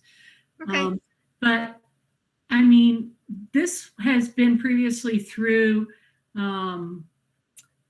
legal review. So my concern is that maybe those words were put there on purpose because while we have an understanding of it, I believe that if this is going to review again, we need to make sure that those words get reviewed so they're the right ones. Right. And they will be because when we send them to legal review, whoever reviews them will be given the list of changes. So they will know what to look for. They will see quite clearly, as you'll see later in the document, all of the changes are very well documented. So there won't be anything missed by legal. We'll make sure of that. We want this to be right. We put a lot of hours into this. Trust me, we want this to be right. So there were no changes in the role of individual trustees or in trustee communications, except in number 4. Number 4 had the chair made responsible for making trustees aware of all school events or milestones. And that didn't seem quite fair. So we changed that to trustees because trustees know their schools, they know which events are coming up, and they should be able to communicate those on behalf of their schools and not make that the responsibility of the chair. And that was just an issue of fairness because I think the chair has enough to do. And so if anyone has a question with that or thinks we missed something on that, please let me know.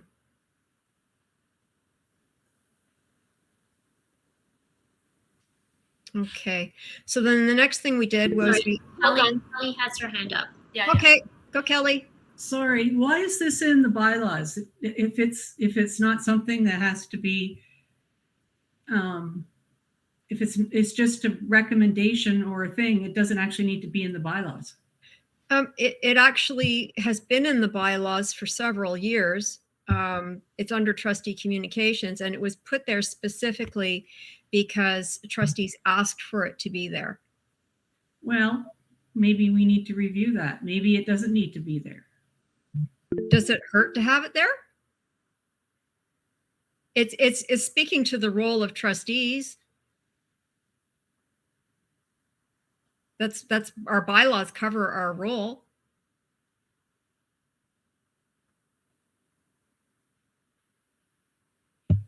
I'm not sure. Let me think about it. Okay. So then we went on and decided. Leah has her hand up. Leah, yes. Hi, everyone. Thank you. So yeah, I was a bit confused on this element as well, because I think it's a nice thing to do. But I'm wondering if this is one of those edits that we need to sort of look at the climate and whether this is as relevant as it is now as it was. Because sort of my experience this year, I know it's been a very different school year, but certainly we haven't been in the schools. So I feel like that's a task that's a nice thing to do, but I think it's quite onerous to say we shall do it, particularly if there's not that school trustee communication piece. I think it's a lovely thing to do, but I struggle with the shall do this. Would you prefer it to say may? Yeah, no, and I appreciate the nuance, but I wondered whether that's something like for my, my sort of reflection in the last 4 years, a lot of those milestones or big events, I got, we sort of heard through the director's office. So I'm just wondering whether they're, like the trust. Not the schools didn't necessarily connect with the trustee on this, but the director's office or the communications department was aware of these things. So I'm just wondering if this maybe needs a little update edit, because I'm not sure this is following the flow of messaging. And that's just my experience. So this could be completely different with each trustee, but I'm just struggling with that's not really, it's not really I think it's kind of outdated from my perspective. Okay, I can just remember when Bateman closed, I made sure all trustees were aware of the closing ceremonies, even though it was online and it wasn't in person, so that they could watch. And I know many trustees did watch. It was a very brief ceremony, but I know that they did do that. And so I still see its value, but I also see that it could be turned into may rather than shall, because currently we've got the chair shall. So I'm open to either, but I would like to know, do trustees think that this item should come out completely, or do they want to see the word may put in there? And Tanya, if you can just like do a look around the room and see who's in favor and who's not. Point of order, I have something else to say before you actually get a straw poll. Okay. Okay, so go ahead, Kelly, and then Joanna. Thank you. So bylaws, as my understanding, it's about the role of the trustee at the board table in our conduct. So this does not fit under that if you're actually looking at what the bylaws are trying to do. So if you're looking at strictly what the bylaws should be, that should be about the role of the trustee at the table and what our role is. So I don't believe this fits there because of that exact point. So thank you. Okay, Joanna? Hi. Yeah, I don't have a position on where this belongs, but I think it's an interesting point to kind of keep somewhere. I think for, especially any new trustee coming in, just to realize that there are such events and that they will have a role. There's a role for a trustee, but it really, the discussion is really around the flow of information and who should be alerting whom about what's going on. So I can think of an anniversary celebration in one of the schools in my area, and I believe it was the superintendent who told me about that. So I'm thinking that there's probably times when we are not informed or informed too late. And I think trustees should know about these things, particularly for their own schools, that this is going on. So I think it's we need to elevate this conversation up to senior admin and putting the onus on, some kind of a communication pathway and responsibility so that the trustees are ultimately made aware of it. And then, if I know about something happening in my ward, I can share it with you guys. But somebody has to tell me that's going on. So that's kind of a side point. It's a good side point, and let me just kind of put that into the puzzle. The bylaws don't govern staff. So if we want staff to make sure that trustees are aware of what's happening in their schools, that piece is separate from what the trustee then does with the information, right? This is about what the trustee does with the information, not about staff making sure the trustee is informed. There's a slight difference there, and I hope that I've explained it well. This is about what the trustee is responsible for. The trustee is only responsible for the information that they have. They can't be made responsible for information they don't have. I do take very much agreement, actually, with the word shall, perhaps should be may. That way, trustees can choose whether or not to share the information about school-based milestones, and it makes it so that it is not something they must do. And I think it softens the language, and I think it makes it more appropriate because it is about the role of the trustee. And it does speak to the fact that trustees in attendance will be recognized but not invited to speak. And that was an issue that was raised in my first term. Did I hear another ding? Yes, it was Kelly. Go ahead.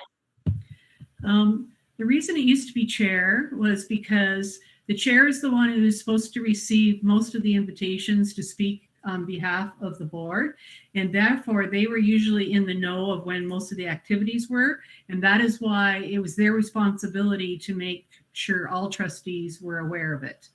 Because sometimes, as we've already heard, there are trustees who aren't aware of things that maybe even be in their own area. But besides the point, this does not really belong in the bylaws. It belongs somewhere else maybe, but in the bylaws, this is not about our code of conduct, about our role of a trustee at the board. It is something entirely separate. Amy, can I interject? You may. So that we can move along, we're going to highlight this for legal and ask their opinion as to if it should belong in the bylaws or if it should belong elsewhere. Good idea.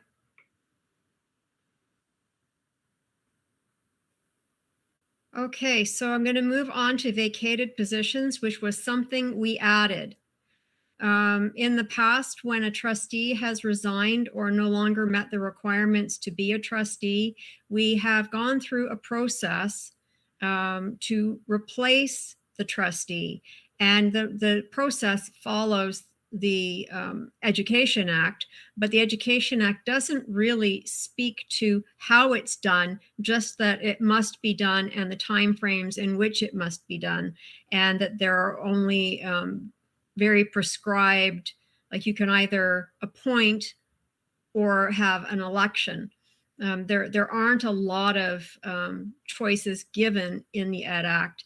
So each board then has to design its own way. And we have replaced 3 trustees in my time as a trustee. And each time we've shaped the procedure a little bit differently. We've started at the same starting point, but we've never actually made it into a procedure. And so I have all of that information, and we are prepared to create a governance procedure, as is mentioned in vacated positions, so that we have a reference document that tells trustees how to replace a trustee. So this section here is purely to tell trustees when they're elected and the public when they look that we do have a process for replacing trustees.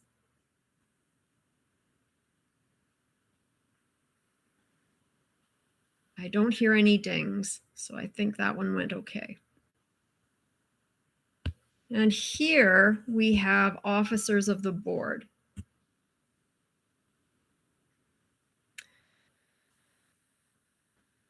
So here we simplified it a little bit. Where on the right-hand side, you will see the long sentence. On the left-hand side, we've made it very easy to see that there are 2 officers, the director and the superintendent of business services and treasurer. The director, by definition, is the chief executive officer, chief education officer, and secretary of the board. So it is very wordy to put all of that in there, when it actually is part of the role of the director's policy already. And this can very easily be put into the definitions that we are going to be putting together with the help of Curtis. This was a measure taken to simplify and make it easier for people to read. And then on number 2, because number 1 and number 2 on the right became number 1A and B, number 2 is taken from number 3, and again, made it a little bit clearer, easier to see, so that there were going to be no confusions. And we ran that by Gail to make sure we had the right titles. And so that's what you see in front of you.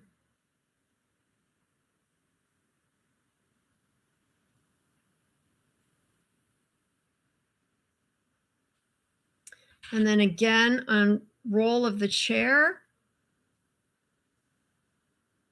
Ooh, sorry. Role of the chair. We took the long paragraph and we made it into points so that it was easy to see, a little bit easier to read. People could see what the role was at a glance. So there's no real change there. It's just the format. Oh, okay. Under presiding officer at the meetings, we did a little bit of changing in the order of the words. Number 2 had said the presiding officer shall call the meeting to order at the hour appointed. And we put at the time appointed, the presiding officer shall call the meeting to order. It just had better flow. We could put it back the way it was. It doesn't really matter, but it just seemed to flow a little bit better that way. Then enforcing Robert's Rules of Order took care of all of the questions of privilege, orders of the day, and the rest of that sentence.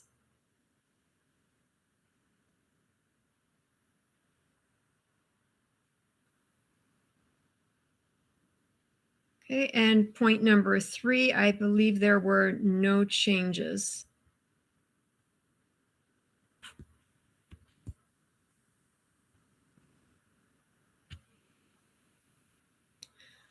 And then we move on to election of the chair and vice chair, and this entire section is being turned into a governance procedure, which will be coming to your voting pleasure very soon. It's already been written. Because it was just a copy and paste pretty much. It's a pretty easy one to do because it was so well detailed before. So this procedure will now be a governance procedure and does not need to be in the bylaws anymore. And as you can see, that took more than a page out, which is kind of nice. And we changed the title of this next area because it is actually just about the chair or vice chair. And so we wanted to delineate that was specifically for the chair or vice chair. And we broke out the last sentence into its own point. That's the only change that's there. Okay. Moving down into meetings. This was all just recently changed. I think it was in September. But you'll note under number 4 that we've had some questions about 4 and 5. And the change in 4 is that the trustee is going to let the chair know, not the director's office. And that's because the line of hierarchy for our trustee ends with the chair. What seems to have caused some consternation is number 5. And so I want to really explain this as well as I can, because I know that it's a bit of a bugaboo for some. And I understand why. We don't want to feel like we have to vote on whether a trustee's absence is warranted or not. But it is in legislation that we have to do this. And this was told to us by Sheila McKinnon. Then it went through legal review with Jillian Katarna, and they both agreed that it had to be there. And it's not currently been showing up on our agendas, but you will see as we go through this package that our bylaws say that it's on our agenda. It just hasn't been there, and I don't know why, but it does say right on our bylaws that the agenda has this section. So there are 3 reasons why the board has to authorize a trustee's absence. If a trustee sends regrets to the chair and there is no vote, and then the following week there's another meeting and the trustee falls ill and there's no vote, and then the 3rd week the trustees had a death in the family and must go to a funeral, that trustee is no longer a trustee. That trustee loses their status as a trustee because no one ever voted to approve their absence. It is recorded as an absence, not as regrets, because there are no approvals along the way. That's case number 1. Case number 2 is a trustee who is willfully not attending meetings, weekly sends the chair a notice saying, I can't attend, please accept my regrets, and there's never a vote. Because there's never been a vote, so at some point in time, the chair or someone on the board will say, you know what, trustee so-and-so isn't showing up. We should do something about that. They shouldn't be a trustee anymore because they're not representing their constituents. But there's no record of a vote.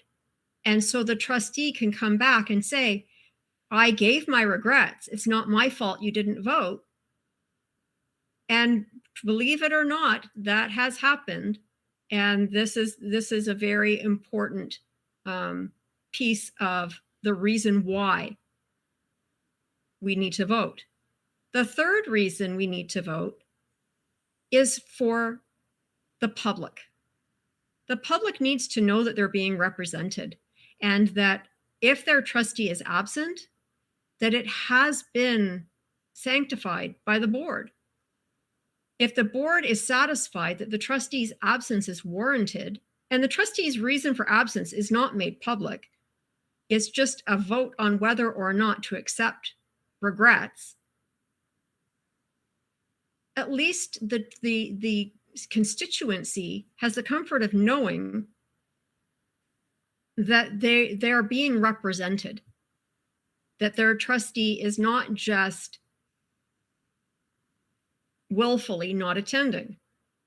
So that's the 3 reasons why, and I know that Tanya has just popped up on the screen the legislation on that.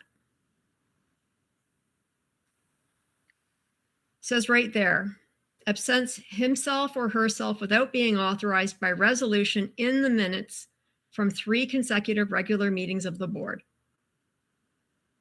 So whether or not we're comfortable with it, we have to do it. And if we don't do it, we're not following legislation, and we're also putting our board at risk. And I know that probably doesn't make anyone at the table any more comfortable, but that's why it's there. And that's why 2 lawyers have told us it needs to be there.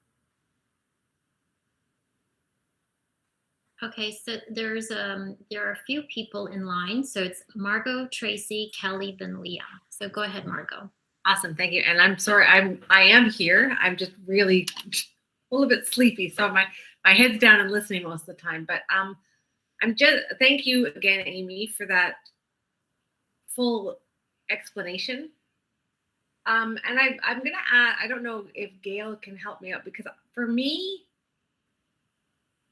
I always assumed that trustees' sort of authority over absence was that that scale of 3. So it's not each individual meeting.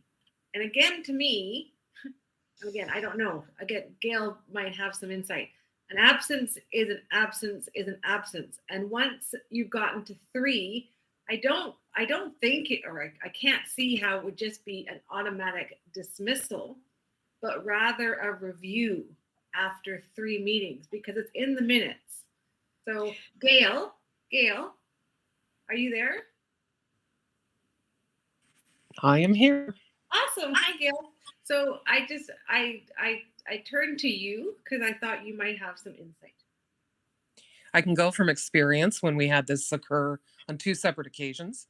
And the one situation was an intentional absence, physical absence from a meeting.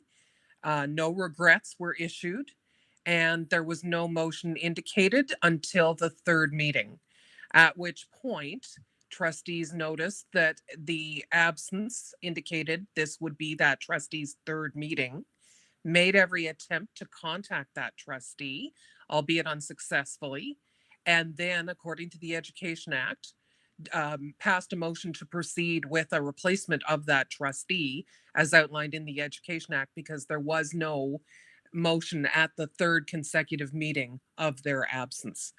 The second example was a trustee who was away for a 1st meeting, was concerned that they'd be away for a 2nd, and indicated this to the chair of the board, suggesting that if in fact the absence extended beyond that 2nd meeting, the trustee explained then the circumstances surrounding that absence and requested that the board pass a motion at that 3rd meeting excusing that absence. Hope that helps. The added nuance to the experiences that Gail has had, and thank you, Gail, for detailing those, is that by leaving it until the 3rd meeting, it then becomes a do or die moment. If you excuse the absences as they occur, then it doesn't become a mad scramble at the 3rd meeting, because you could vote not to accept the first 2 times, and the 3rd time, that trustee would know by then that they were holding their feet to the fire. Tracy? I would hope that that wouldn't happen at our board, and I trust that it wouldn't happen at our board. But Gail has given 2 examples, one of willful absence and the other of the concern of the trustee over their absence, 2 opposite ends of the pole. But by doing the resolution for each absence, it protects the trustee, it protects the board, and it protects the constituency. And it doesn't say in the legislation that you do it on the 3rd meeting. My concern is, and I see Gail has her hand up, my concern is that we as trustees don't have authority over individual sessions. So I don't know. Again, I think that maybe we should ask legal. I don't know. But well, legal's already given their opinion twice. So we will ask them again. Absolutely, we will ask them again. But this is in legislation, and legal has looked at it twice. Okay, Tracy?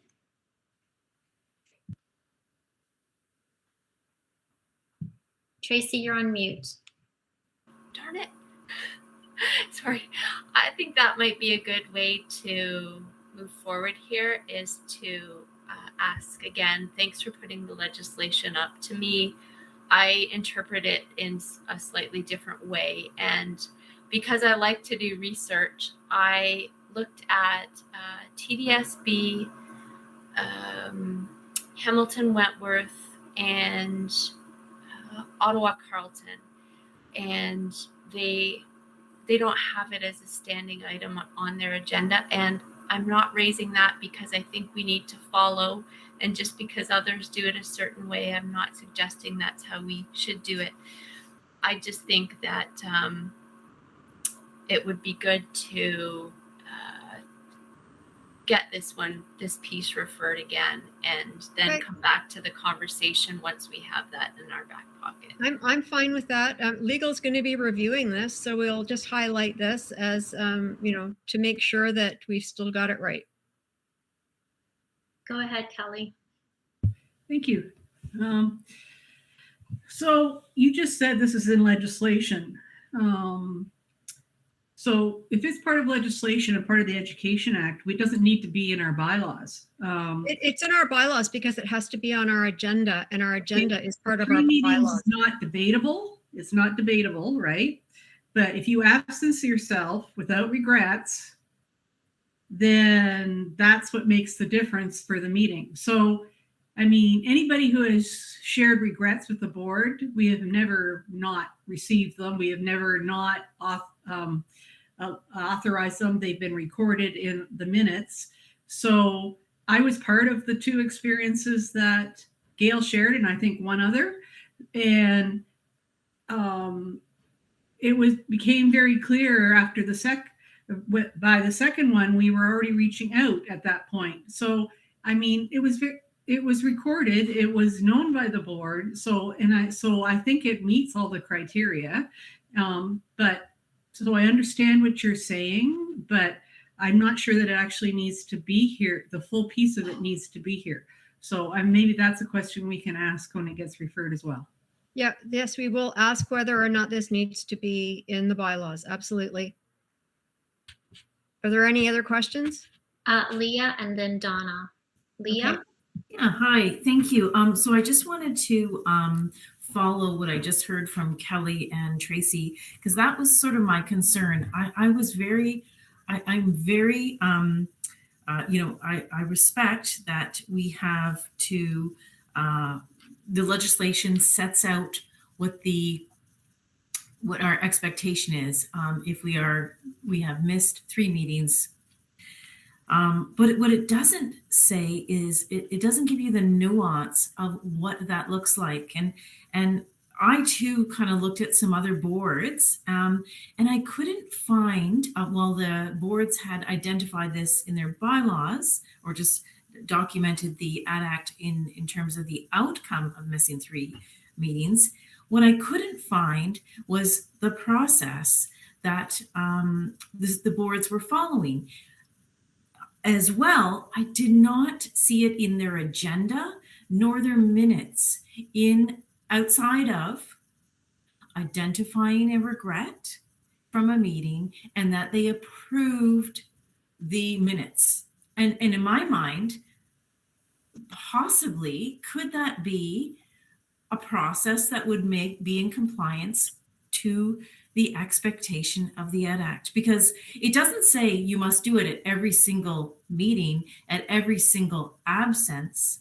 It could be an interpretation that you do wait, as you said, I mean, till it's the second do or die. Like, it doesn't specifically say it. So I guess my comments are, yes, I'm interested to hear from legal, but I'm also interested in how if any other board, how they're dealing with it, because I couldn't find it either. And I think that's important that we at least compare ourselves and then decide how comfortable we are with the process going forward. Okay, so the phrasing for this came directly from Sheila McKinnon and was approved by Jillian Katarna, who are both lawyers. And of course, Sheila is also a parliamentarian. So when this goes to legal, we will ask again, we will highlight it and say, is our interpretation of this correct? And does this need to be here? Just as a follow-up, yes. What I want to understand is you kind of have, by virtue of the way this is laid out, you kind of identify the process in which we are going to comply with the legislation. So my comment would be, or question would be, are there other ways in which we can meet the legislation in a different way? So that would be my expectation from this question. Okay, thank you. Tanya, did you get that? Yep, I got that. Donna? Okay. Thank you very Donna much. go ahead. Thank you very much. And my point is just around how we communicate this to the lawyer, rather than are we okay if we have in this? Phrase it to it. We've got this in, other boards don't. What is our legality? Does this have to be there? Just because I find lawyers sometimes have their own biases. I remember in my very first term, a lawyer saying that he felt it was illegal for us to have a secret ballot for our chair and vice chair. But when he was pushed on it, he said, well, it's not illegal, but I think it's morally reprehensible. So you're going to get those things there too. So I want to make sure that our language isn't that, are we okay if we have this in there? I would prefer to see a stronger language of, we've been leaning towards this way. Other boards don't have it. Does it have to be there? And if so, are we okay? So that's what I'm looking for from legal, not just, are we okay with this, but does it have to be there? Okay. Did you get that one, Tanya? Yep, I've written everything down. Thank you. Okay. Did anyone else have a comment on that? Because I think that was going to be the sticking point of the evening. The rest of it should go really quick.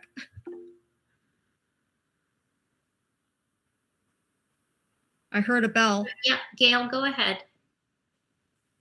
Thanks, Tanya and Amy. I just wanted to call attention. I know Amy has pointed out several times on the agenda that attendance is not part of the agenda and should be. And I believe once it was in the bylaws, the agreement was at that time that it appear as the first item, call to order and attendance, where it has remained over the past, I don't know how many months since the first initial review of those bylaws. So it is there, Amy. It's not there the way it is in the bylaws, though. The bylaw, the agenda format from the bylaws is not the same as the agenda format we've been using. So the inaugural and annual organizational meeting, you'll note that the change of the title for that subheading, those are the organizational meetings of the board. So we wanted to correct the heading to be more reflective of the content. And the content itself has not changed. Whoops. Why does it keep doing that to me? Special board meetings, again, have not changed.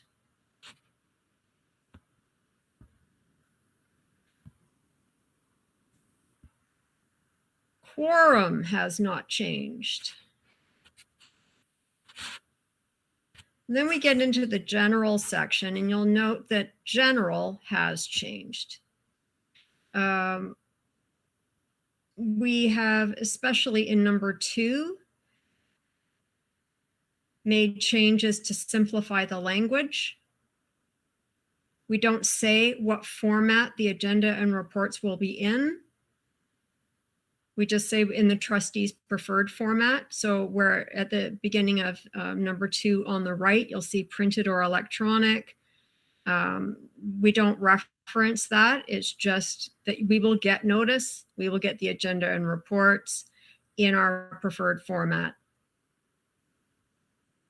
What's been added there is actually just something that's been moved. Where the need for a special meeting is urgent, and that has been moved from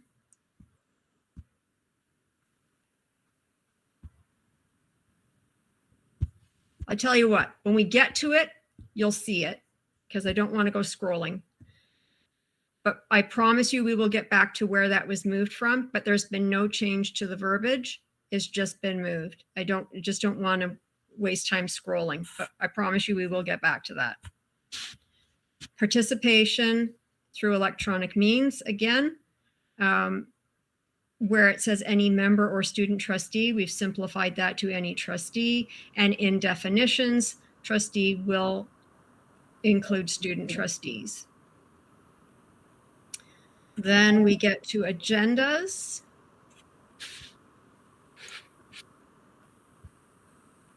And again, this is very simplified language where we refer to the director instead of the director of education and or delegate, because in definitions, the director will be the director of education and can appoint a delegate.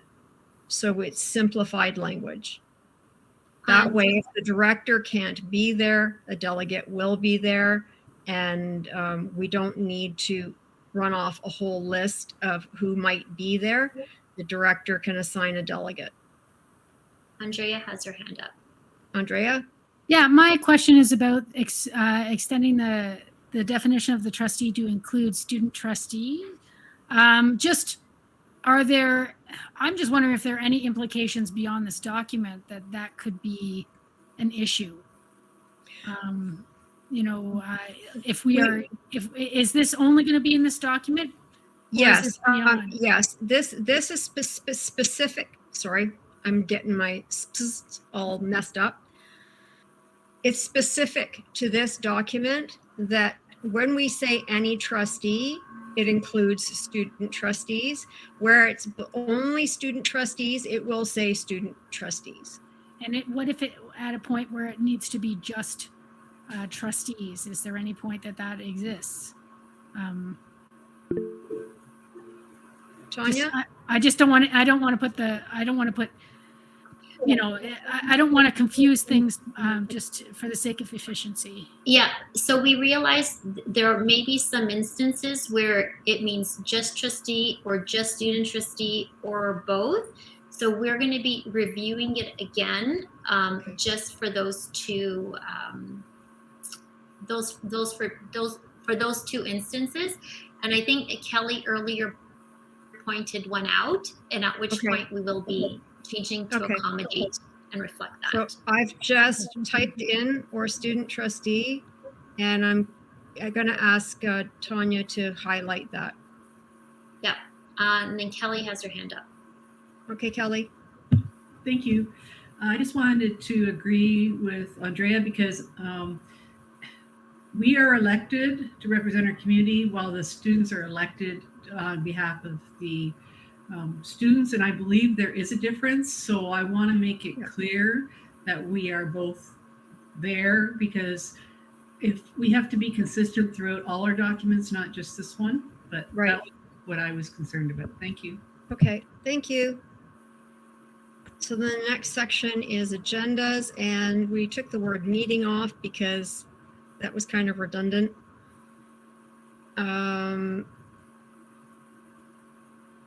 Just simplification changes, and where we've added this little change here at the end of number 3, it used to say extracted items will be reviewed immediately following the consent agenda, but that is not what we're doing. We are reviewing them prior to voting on the consent agenda, so we just made that change to reflect our practice.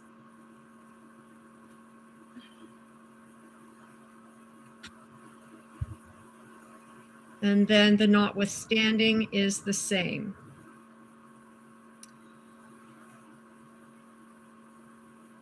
Five, 6, 7, and 8. If you want to understand where 5 came from, again, it is in a different place in the current bylaws, but because it was about the agenda, we moved it here, and we will find that when we go through, I promise. The other 3 were just giving information about the inaugural meeting agenda, the annual organizational meeting agenda, and the special elements that would be on those agendas. And then, of course, saying that there are other times where there may be extra things added, such as when the student trustees are sworn in or when a trustee is replaced.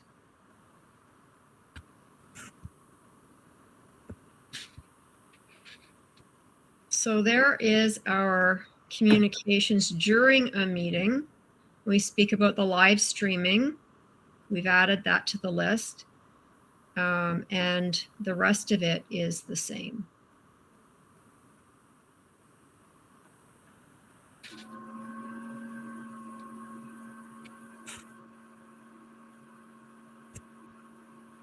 So the motions. Written text of the motion was redundant. So we just said the motion, because if you're going to be sending the motion with an explanatory rationale, I don't think you're going to be doing it over the phone. So we just took off the extra words, and everything else is the same there. And where it says at the subsequent regular board meeting, the motion will be considered as an action item for the vote, was redundant as well, because if it's been sent to the director and it says it will appear under future action items on that regular board agenda, then saying that it's going to appear again is just repetitive of the previous line. Kelly? Sorry, Kelly has her hand up. Sorry, I didn't hear it ding. Thank you. So I think it's important to have the choices of how the electronic or paper or whatever formats the motion could come in to be captured somewhere, because I think that it shows that trustees have a choice, as opposed to not. And by having that there, trustees will know they have a choice, because right now with COVID, we haven't had much of a choice, but those who come back to the board may want their printed copies. So, and I understand all about recycling and saving the environment, and it's all been a good thing, but still we want to make sure that trustees are aware there is different ways that you can receive it. But by putting in the bylaws 2 formats, we preclude the possibility of there being a third format. Perhaps there is a format that we're not aware of yet that might come out in the next year, and we'll be like, okay, now we have to change our bylaws again. The effort was to make the bylaws less prescriptive and more flexible, so that we don't have to amend them every time there's a change.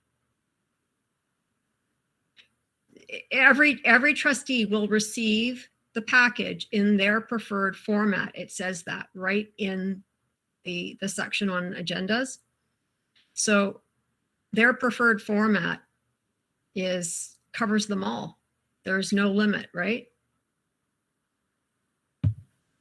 Okay, I'm just, again, concerned that if you don't have some examples that people may not know, but that's okay.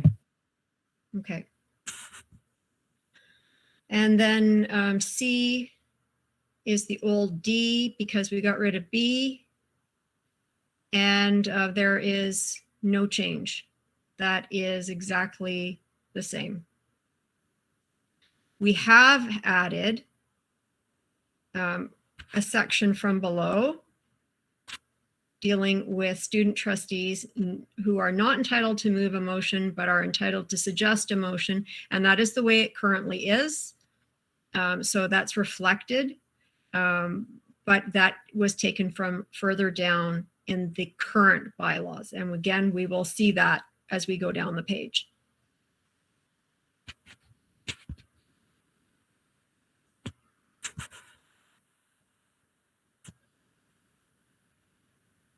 So again, here we've just simplified some language, and we've included all of the items.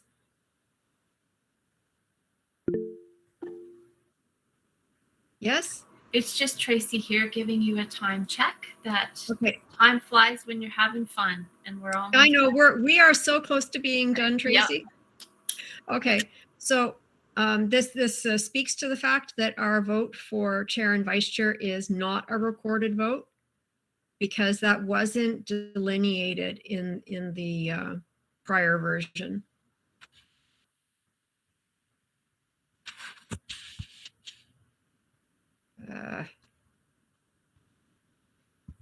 Okay. Recess and adjournment is the same. Cancellation of meetings. Again, there was a section that's later in the current format that speaks to the director notifying trustees about the cancellation of a meeting, and that more properly belonged under cancellation of meetings, so it got moved. There are no other changes in there, except that,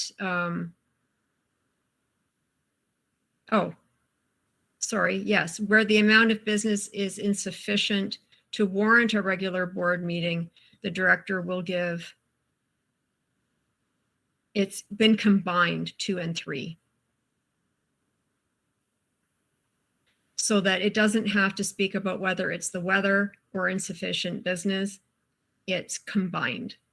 So the director has the latitude to cancel a meeting for more than just weather or insufficient business.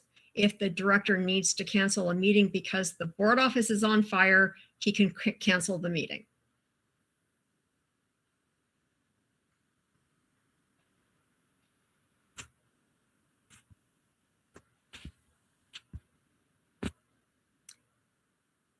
And the old bylaws spoke to committee of the whole, board, and private session. And private session is committee of the whole, which belongs in the committee's policy and governance procedure. So it's been moved there in its entirety. And we will be looking at those probably in 2 weeks.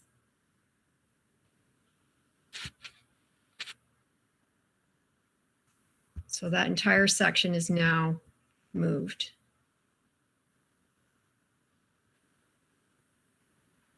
Now here we're going to see the appendix for the board meeting agenda.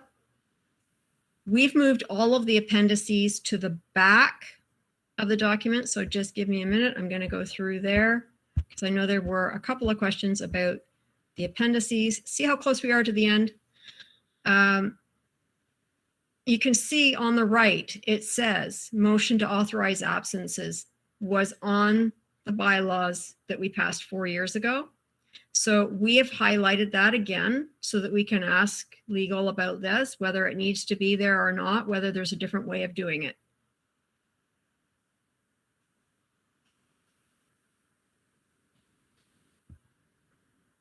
The next thing that we did was move the student trustee report up to delegations, presentations. Sorry, Amy. Do you want to go back to part 5, parliamentary authority? And then I'm going to do the agenda first because I'm actually trying to follow the trail of the current bylaws. Okay. Okay. Sure. So, the student trustee report got moved up at the request of Joanna, and we've had some conversations with Vandy and Casey about this, and I know that they have comment about where it is now. And so I'm going to let them speak to that because this impacts them more than anyone else. Thanks so much, Amy and Tanya, for all your help with this. Just really quickly, I want to confirm, just so that I guess everyone understands, there's really only 2 places for the student trustee report to fall under, either communications to the board, which is where it is right now, so item 6, or presentations and delegations to the board, which is item 2. That's correct, right?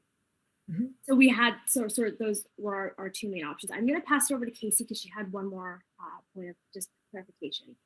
Thanks, Vandy. So I have a question to Amy and Tanya. I just want to confirm whether or not student trustees can ask student questions during or after their Q&A, their report. Sorry. Absolutely, it's a report. It's not held to the rules of a delegation or a presentation.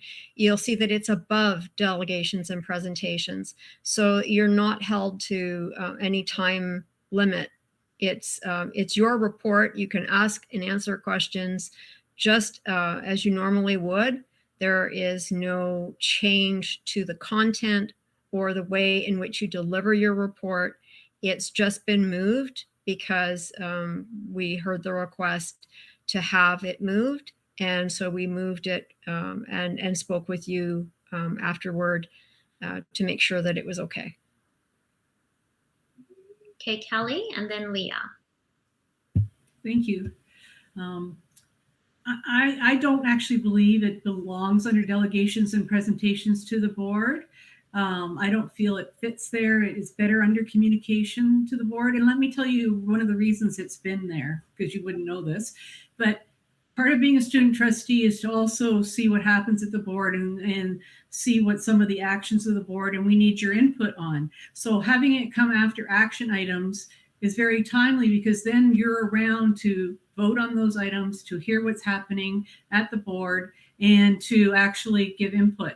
So by having you up early, yes, may allow you to leave earlier, but that is not a good place, and in my opinion doesn't fit.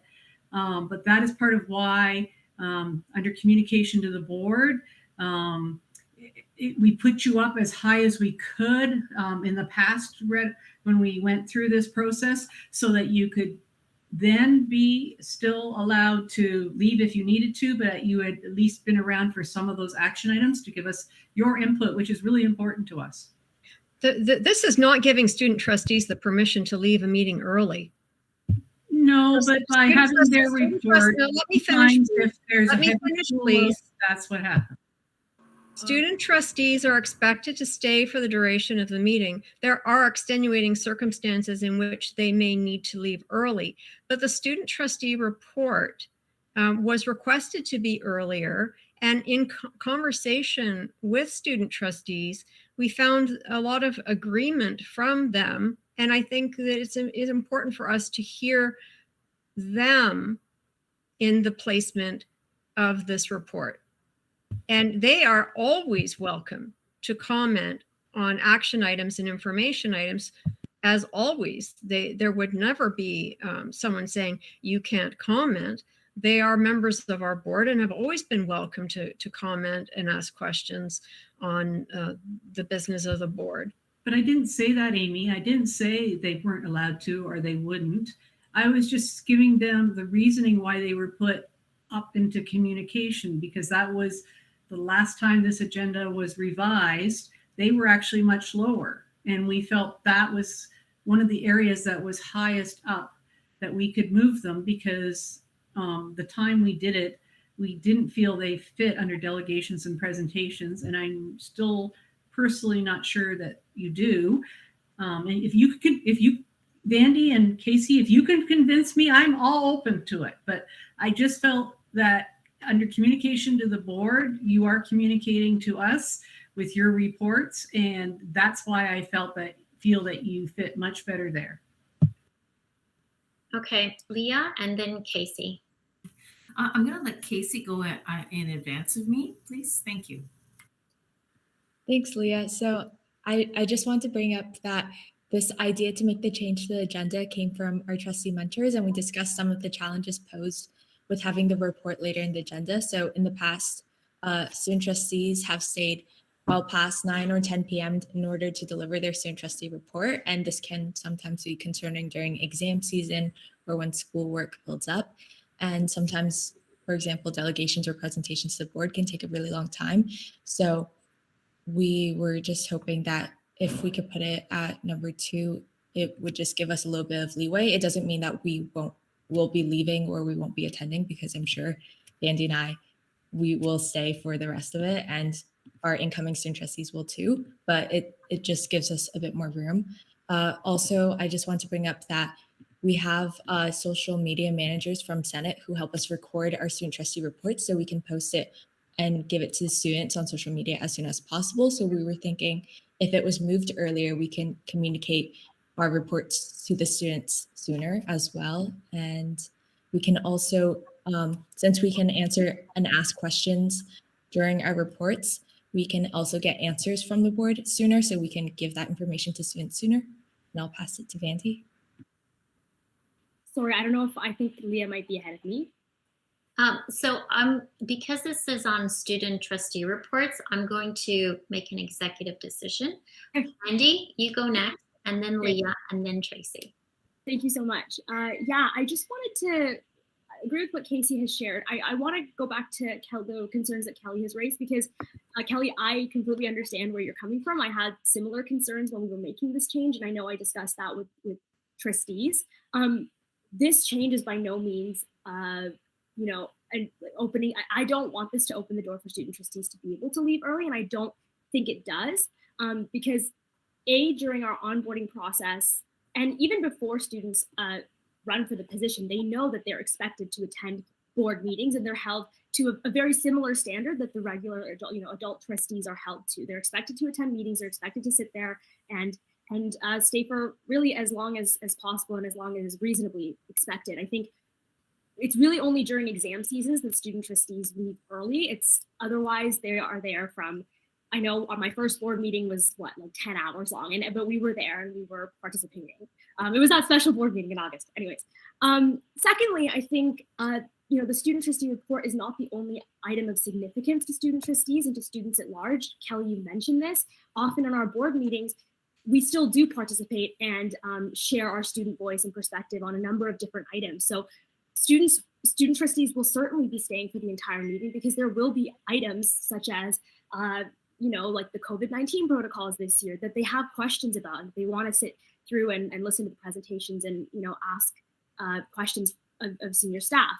And then there's obviously motions that we have to vote on as well. So I don't see this opening the door for student trustees to leave early. I think there's ways of preventing that.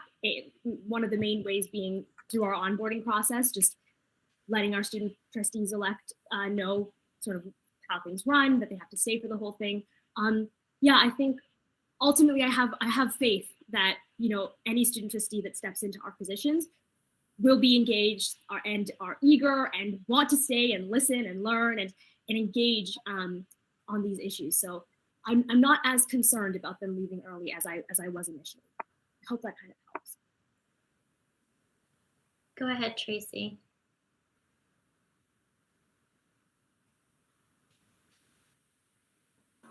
Thank you. So I do have to call to your attention the time, and we are now 10 minutes over the hour. Who would have thunk it? So that's thing number one. So maybe we can get creative on how to wrap up. And thing number two is just a question, and that is, do we, or why do we have to be constrained by the existing titles? So could we not just excerpt the student trustee report and make it its own item that falls perhaps somewhere near the top, but you read my mind. Not in an area that seems to be pigeonholing it where it might not fit, I was thinking it would go right after the consent agenda as its own item. How does that sound? Just something to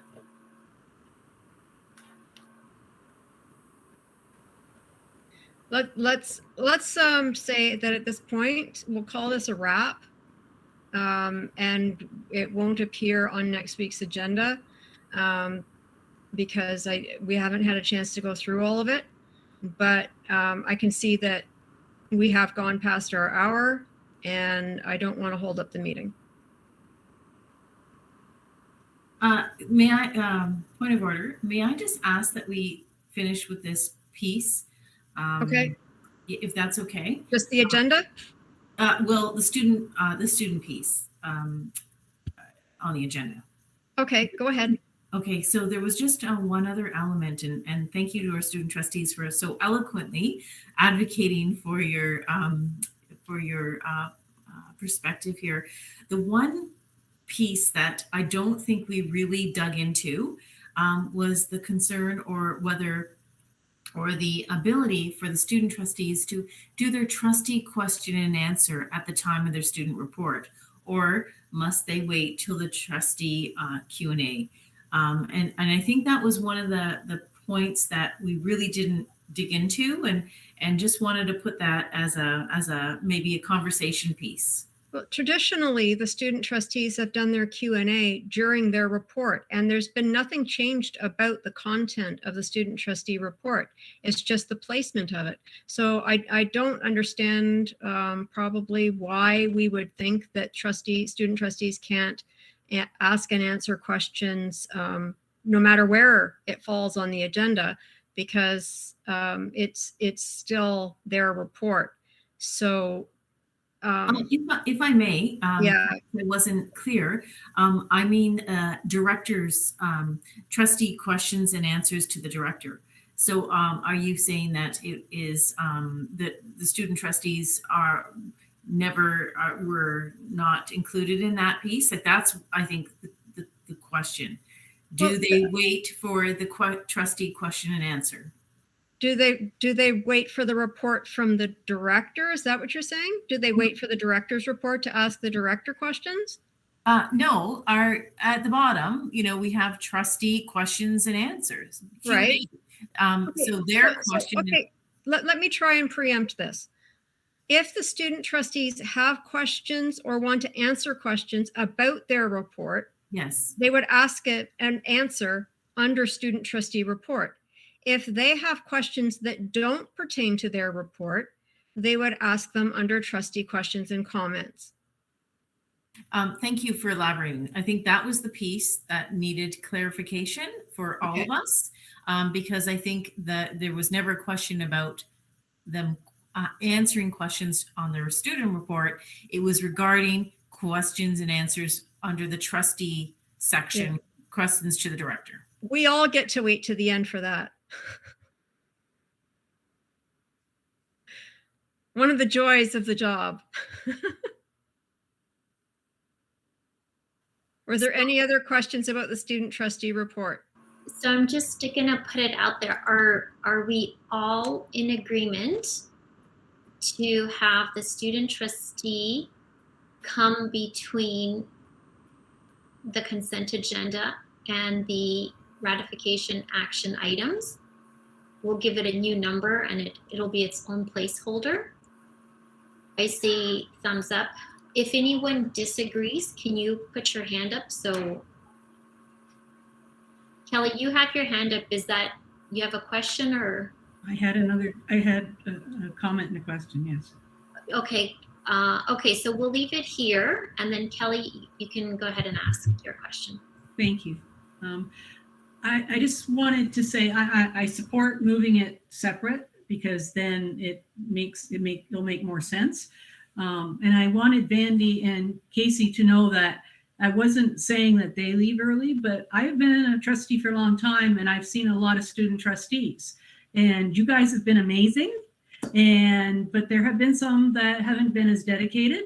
So I just know from some past history, I mean, some maybe didn't even show up for every meeting. So I just wanted you guys to know this wasn't about you. It's about what I have seen happen. And so I think this is a good compromise. But I do also feel like I'm really glad that you hear that you're onboarding, that you will share the importance of, being part of the board. So thank you for that. Yeah, and if I can just add one thing, I think it's easy for us to say that, oh, maybe they'll leave early because we're doing it virtually. But once we're back in the board meeting, in the boardroom, it'll be, the onus will be on them to stay for the entire meeting. So one of the joys of doing everything virtually. I'll go back to Amy so she can wrap up the next step. So we're going to take all of the comments we've received tonight and move forward with those. I think next board meeting, obviously we won't have gone through it all, so we won't be having the motion at the next board meeting.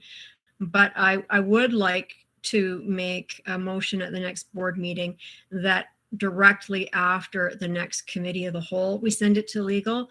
Otherwise, we won't be passing these until September, and that's in the middle of an election. And I don't think any of us wants that. I think the optics of that could be poor. Aaliyah? Thank you. And I'm glad that one of the concerns I had was about legal review. And so I'm really glad that thank you for holding that off, because I think that it's really important, to your point that we were going into the election period. But I was also hoping that there would be we'd have a discussion or at least an understanding as to who would actually handle the transaction of going to the lawyer. And I would hope that it would land on our chair or vice chair of the board to manage that piece. For a couple of reasons. What I heard earlier from Donna, which was to alleviate any bias, transparency, making sure, or even the director, making sure it's, the communication is at a different, in a very unbiased perspective. It comes back to you. So that's all I wanted to have that conversation. So I think it's a really important one to have. Thank you. Is that everyone else okay with us putting a pin in it here and doing the motion for legal review to occur after the next committee of the whole? I don't hear any dings. I'm going to take that as a yes. Thanks, everyone. Thank you. Almost there. Just getting so close, and what a whack of work it represents. It really was a lot of work. Kidding. Thank you. And Kelly, is it? I just wanted to thank Amy and Tanya for all their hard work, because there was a lot of hard work, and so thank you, because it is appreciated. So just so you know, I mean, I might have made a lot of comments, but I also know how much hard work you put into it. So thank you. Okay, excellent. So we'll move on then to subcommittee updates, recognizing that we went a few minutes over 20 minutes, and this is a stacked agenda. So in terms of those subcommittee updates, we have school naming and renaming, and I believe that there's some there. And for the groups that are presenting, if there's anything that's not time sensitive and you feel like you want to move to the next meeting, I believe you're at liberty to do that as well. School naming, people, over to you. Okay, so I'll just take this as the chair of that committee. We sent away our governance procedure and policy to legal, and we received information back from Jillian Takatarna. And really, I'll just read it. I do not have any comments on the policy. My comments regarding the procedure are as follows. I have taken out the reference to Hdsb contemporary values, as it is unclear what these are or how they would be determined. And the other item she has is I have reworded it so that all requests are considered by the board. I am concerned that if this is not the practice, the director and chair could be seen to be making a board decision in private and in the absence of the board. If what I have proposed is not practical, please let me know and we could discuss these options further.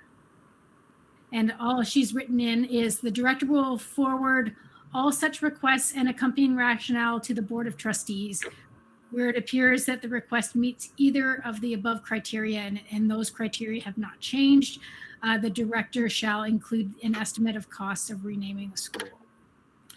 If the board approves a resolution to rename a school, the new school name shall be chosen in accordance with the naming processes outlined in the procedure. So basically the question that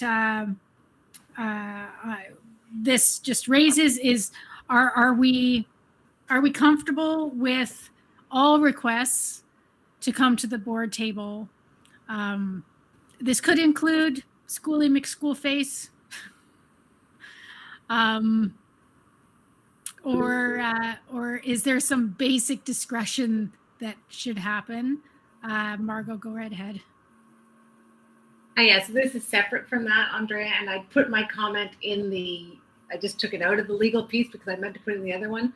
But do we not also, because this has happened recently, do we want to not have something in there about that closing the loop with the people who are putting in that request? Because it's not explicit there, and I know it's happened, so.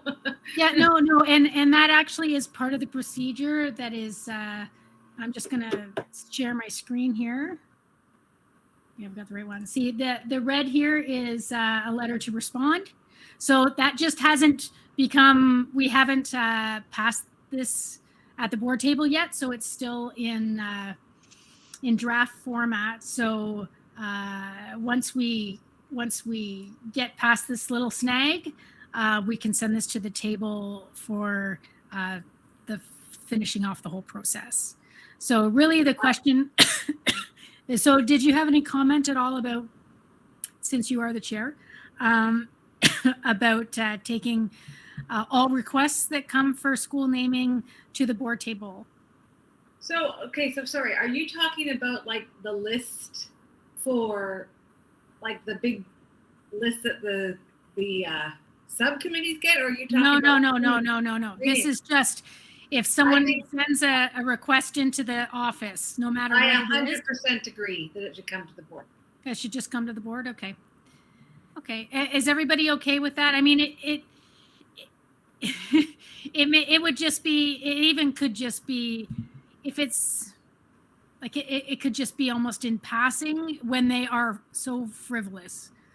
We haven't really had frivolous, but I just anticipate that at some point in the future, someone's going to do that, because some people are just like that. And Andrea, sorry, Andrea, I think that's also important because I think it protects. Yeah, it protects the chair and the director.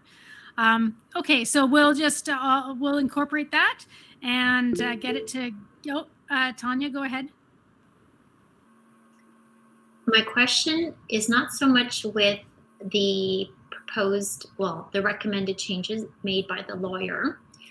My question is more so what happened at the last board meeting where we named a school, and some trustees brought up some issues at potentially relooking at our procedures. Is that going to be a new subcommittee that gets created? Or I think it needs to be a new subcommittee, just because the subcommittee as it stands right now is like 8 people, which is outside of the realm of what it should be. And also there may be different people that are interested in tackling that particular item. Okay, so just to clarify, today we're just. Well, wait, I mean, it makes sense that we actually do have, we could have a conversation about how people feel, because I had mentioned that it would be an appropriate place and time to do that.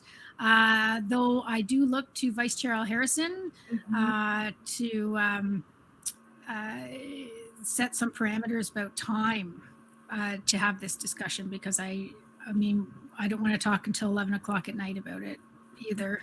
I don't think anybody does. But certainly I know people have things to say. So any comment, Tracy, on time? Sure. So we need about 30 minutes. We have 50 minutes allocated for the subcommittees. We need about half an hour for Reimagine Forward. And trustee promotion and onboarding. Can you just tell me about that a little bit? That is bringing a governance procedure forward, because we were told we need one to make sure that that committee is formed every 3rd year. Yeah. And so that requires basically just a recommendation to go to the board for legal review. And then there was just there's a couple of links that you sent that I just wanted to bring to the attention of everybody, and perhaps one or two of them could be in addition to the information that is going on the website to promote the trustee position. All that to say, we don't have a ton of time on this item, perhaps 10 minutes. Okay. We'll need to figure what needs to be kind of hived off for the next steps. Okay, so just to close I just want to make sure to close the governance procedure. Is anybody who's got their hand up right now want to talk about the governance procedure information that came back from Jillian? Leah does. Okay, go ahead, Leah. Okay, thank you. So there was one piece that I was struggling with, and I guess that's because we did a lot of time on this this review. Where I'm struggling was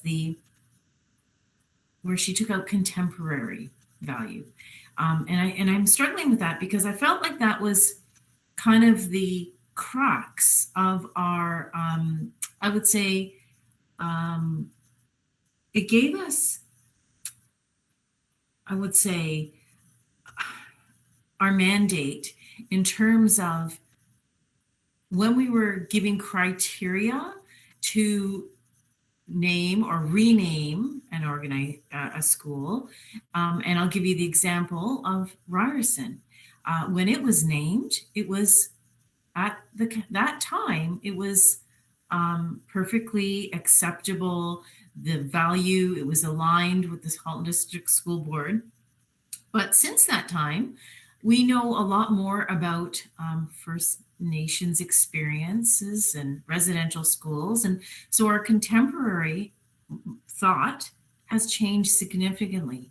And so I was taking exception to that change because I felt like we had just demonstrated an experience where it really, really met our values. And I think going forward, it is a appropriate criteria to use when thinking about names or thinking about renaming an existing school, because people change and so do our values about things. And it's because of that we need to be able to pivot to our rationale in terms of supporting a name change or supporting a particular name. So I just wanted to leave my comment because I really also that contemporary comment, having been on this committee, that was used in a lot of different educational organizations North America wide in terms of universities, colleges. So it's not something that's unique to our board. It was very much used. So again, I have to think more about this before I would accept that being pulled out. Okay, I just want to point out that this on the screen here, this has not been pulled out, this part here. Requests for a school name review should be accompanied by a rationale for the request and address the following. Is the school name after a person whose actions or legacy is seen to be a significant departure from generally recognized standards of public behavior?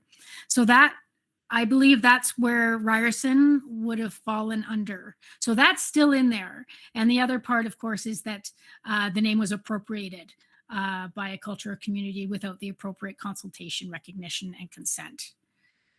So I think what you're saying is still part of it, and I'm not sure why there's we have an extra of in here. But that what you're saying, I think, is still captured in the document.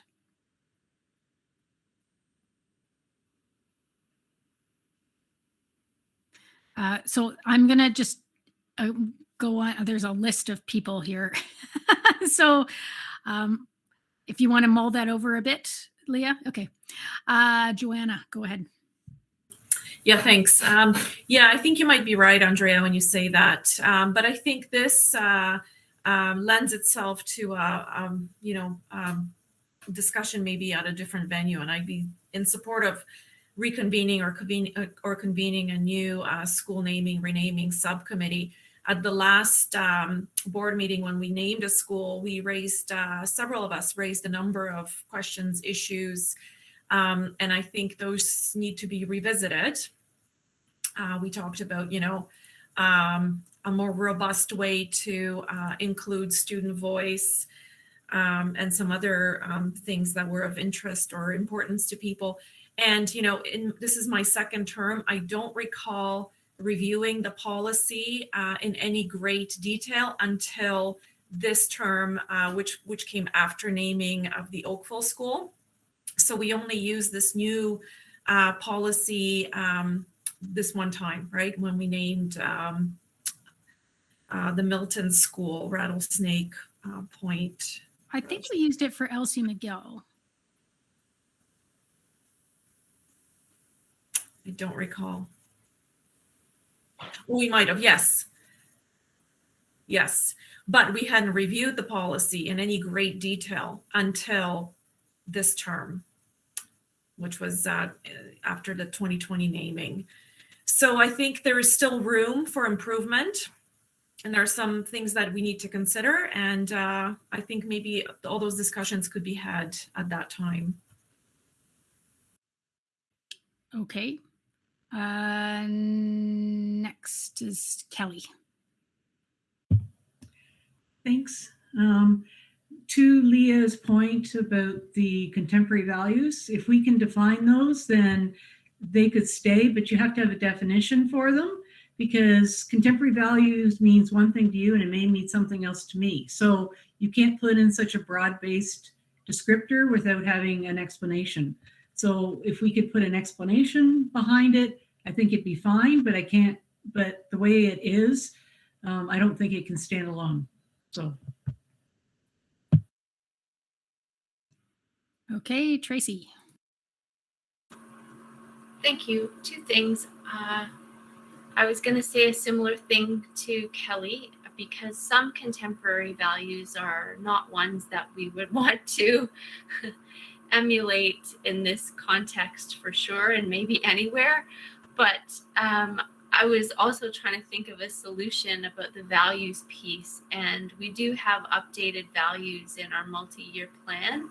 I'm just not sure there's the accountability and so on, whether they would nicely slide in to do what Kelly said. So that's thing number one. And thing number two is just to advance these pieces that Joanna and others have raised. Do you want me to make like a trial motion here to say something like? Can I just point of order, please? This falls under Governance Standing Committee. Governance Standing Committee would be more than happy to bring a motion to board to create a subcommittee to review the school naming and renaming governance procedure. Okay, so it's we're segued from Kelly to me to Amy quite nicely. Yeah, I just kind of wanted to see us get to a point here. Okay, so with the current governance procedure and policy on this. My hand is up, by the way. Okay, go ahead, Donna. Thank you very much. I just wanted to touch in on the contemporary values. I don't see it being included, and I'm going to tell you why. Because contemporary values seem to change from school naming to school naming. I've heard, I don't want to name a school after a person, and then we name David Williams and Elsie McGill. I don't want this. And I think it's. I was very upfront with an email after the last school naming that the pushback Heather and I got back from our community because the name of the school that went along with out of area trustees' values. So I would want us to be extremely careful about how we use the term value, because as Kelly said, everyone's values is different. I have heard people say that they value the environment and green, others that value the history, that value Indigenous. It really shouldn't sometimes come down to what an individual trustee's values are against the wishes of the community. It's a very difficult position to be in, and it's something that I'd like to see us be very careful going forward. In the past, I used to hear from several people that the trustee knows the area best, and they know what the community wants, and we seem to have, that seems to be situational. I see it happening in some municipalities and not others. And so that's when we start talking about contemporary values. I do see that happening, that different municipalities and different trustees' lived experience are going to have them have different values. And it's going to, it's just not, doesn't get fair sometimes, I think. So I couldn't let the opportunity to say that go past. So thank you for your time. Okay, thank you, Donna. And I'm sort of back to where are we with this policy and governance procedure that has yet to be adopted at the board table?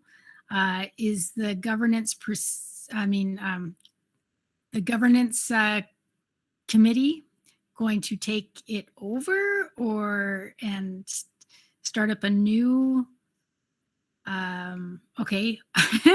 Tanya's no. Okay. So I just want to know if it needs to be reworked again. We just sent it to legal. And so I as chair of this committee at this point, I just looking for direction, because right now we're kind of hanging with it. Amy? Can I just suggest that we, you and I, talk about framing a motion and perhaps take it out of committee of the whole, because I'm sensing hesitation to move forward. And if we bring it to board in its current format, I fear there will be a continuation of tonight's conversation at the board table. And that's probably not the most productive thing for us to do. So why don't we arrange a time to talk about bringing a motion forward? And Gail, this is your notice that you're getting a motion tomorrow. And I know that tomorrow is the last day of the week for you, but this is your notice you're getting a motion tomorrow, okay? I think Gail went to sleep. No, I'm still here, Amy. That works fine. Just know Thank that you. the timeline that we've established at agenda review is noon. Yes, I know. Okay, so then I guess that item must be done at the moment. Kelly's got her hand up, sorry. Thank you. I don't see any reason personally why this couldn't come to board, but we can still revisit. I heard some people want to revisit the actual document again. I mean, there's a lot here that needs to move forward. I don't believe that people have a problem with the whole thing. So I personally don't see why it can't come forward with the proviso. Sorry, I'm trying to move it. I can't because it's on screen. That the committee reconvene and then have another look at it. Okay, so come to the table for going through the approval process, but recognizing that there's more work to be done. Yeah. Okay. We'll get a motion to Gail tomorrow. Okay. Thank you. Awesome. That honors the work of this group that I think, I don't know, if we had a record, might have met a record number of times in recent memory. So thank you very much. And okay, so we got a plan for motions and so on that, and then we can go to trustee promotion and onboarding.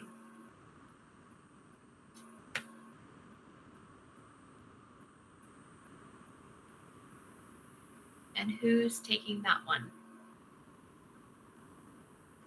Oh, all right. I can take this again, since I'm chairing that committee as well. Just a quick, we had a meeting on March the 21st, and so we have created a, as I just mentioned a few minutes ago, we've created a trustee promotions and onboarding policy and procedure, and we'd like to be able to send that, have a motion to send it to for legal review. Now where did I put it? Here we go.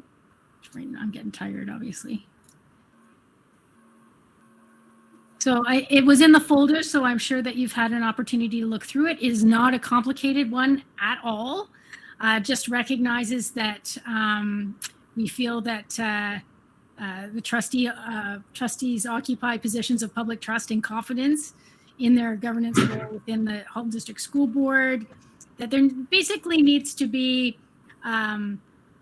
community needs access to information about what the role is.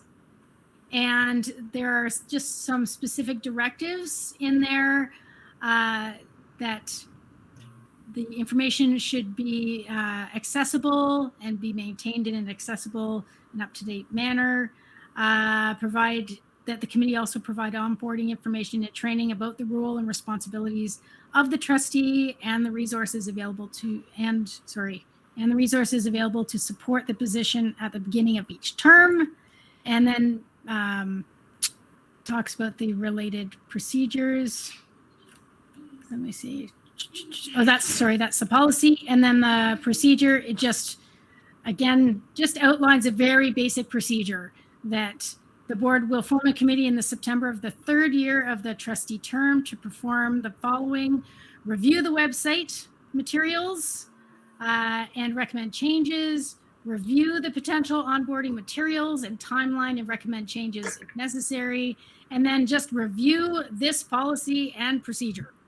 So it's a very quick and dirty, but we understood that we needed to have these things in order for these things to happen. So I know, as I said, I'm sure I feel embarrassed, reading parts of those because I'm sure you've read them all over. So it's just a basic a request to take this to the board table for legal review and then approval.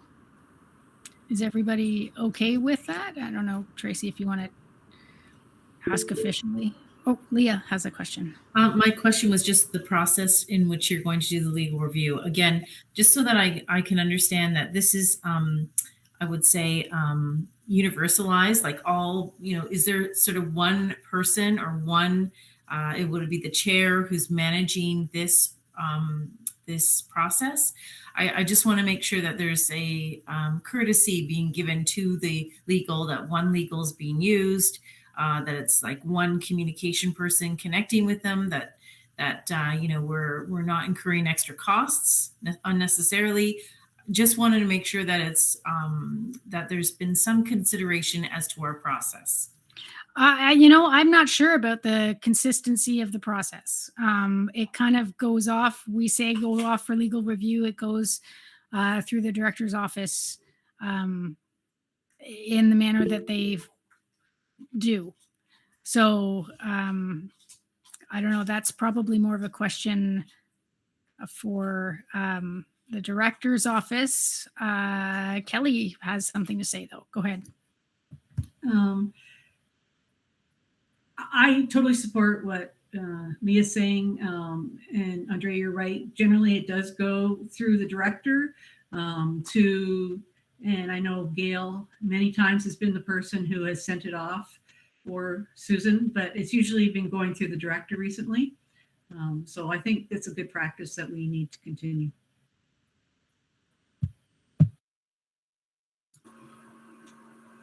Okay, is there any anybody not in favor of sending this to the board table to head off to a legal review, as is our policy with policy and governance procedures?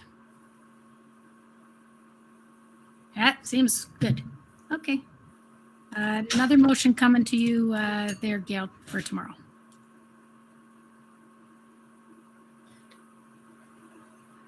Okay. Thanks, Andrea. Yeah. Mhm. And I think I guess there's two pieces to the process that you were speaking of. One is through Gail in the director's office getting the requests out, and then also receiving that information back.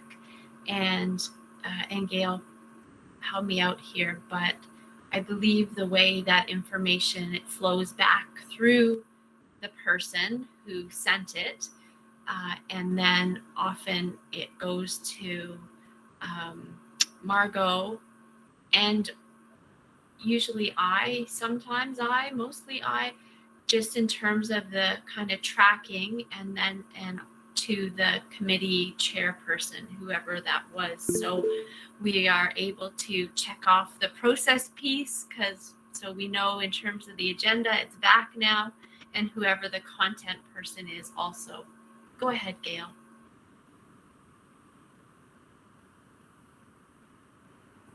Sorry, having a hard time with the mute here tonight. You've summed it up perfectly, Tracy. My goal is to adhere to the board's practice of policy and procedure documents going to Jillian Tuckaturna. That's where these documents have gone in the past. Happy to work with the chair to continue that next week, and then forward this information on to the person who's stepping into my role in the future. When the information does come back from legal, it does come to me, and possibly CC to Curtis as well. And then that is forwarded on to the chair and the vice chair, who at their direction then either ask me to, or they will forward it to the governance standing committee chair, or whatever chair of whatever committee is looking at the issue. Awesome. So there's the other piece. Just wanted to kind of close the loop on the out part and the in part, or the other way around. Okay, so last under subcommittee, we have the Reimagine Forward.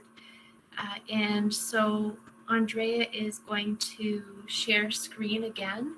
And there's a few different pieces to this.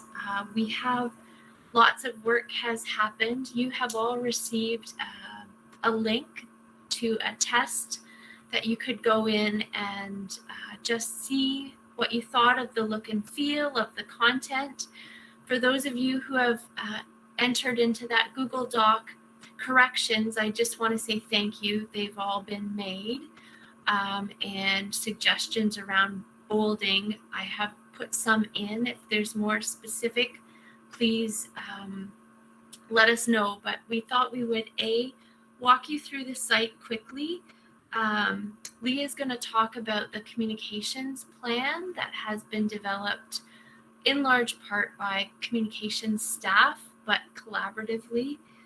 Joanna is going to talk about super council planning, and Andrea will have some commentary also on circulation through OPSPA of the opportunity for your questions and comments. So here we go on the site. This is, again, using that Bang the Table platform. I want to give a shout out to Minyi, who did the artwork for the multi-year plan, and you'll see that it appears here as inspiration. You'll see in the top right-hand corner that Andrea was able to embed the Google Translate widget.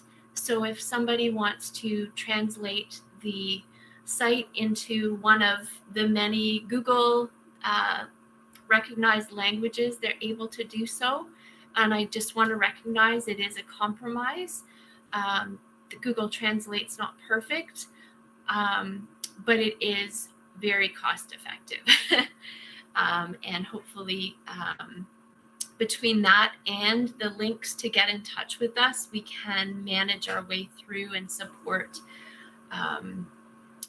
diverse people in participating. So here we have the landing page, and as you scroll down a bit, you'll have our introductory piece with bolding.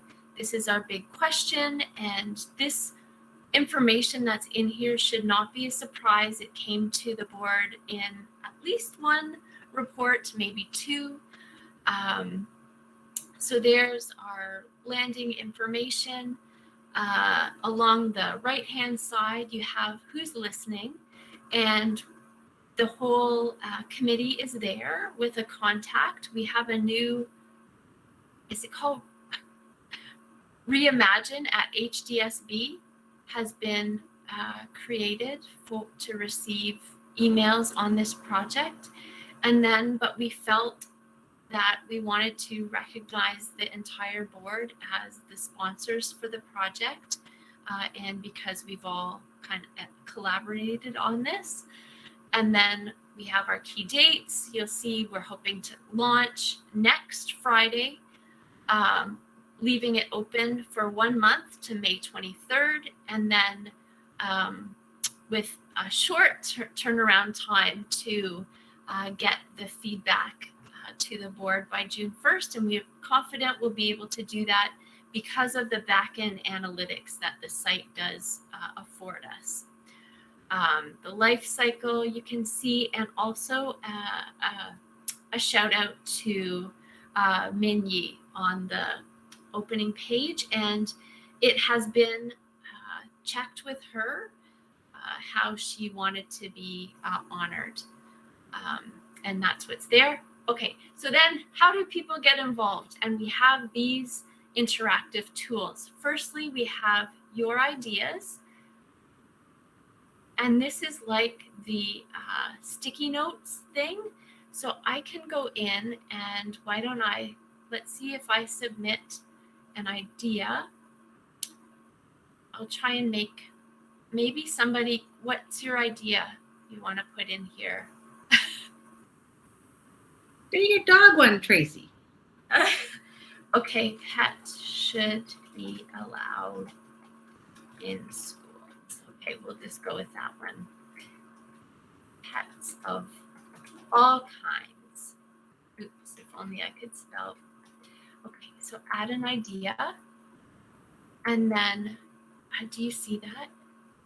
If you refresh maybe, Andrea. Okay, so there's my idea. Is there, and people can comment on it or like it. So in that way, they're building on it. And there is, before it's posted, there is a vetting process. So there are algorithms built in to check for hate speech, for example. And then there is also a human element to it. That's one of the bang the table support. So these things are vetted for appropriateness. So that's that one. And then the second interactive element that we're going to be using is the story option. And it functions very much the same, except for it gives the opportunity to go more in depth. So I can try and do one of those as well. Quickly. Your stories. So people would click on your stories then. And my title is again, Pets in School. And I'm going to type something. I love all pets. Yes. Okay. Create. So, Andrea, if you refresh, that should.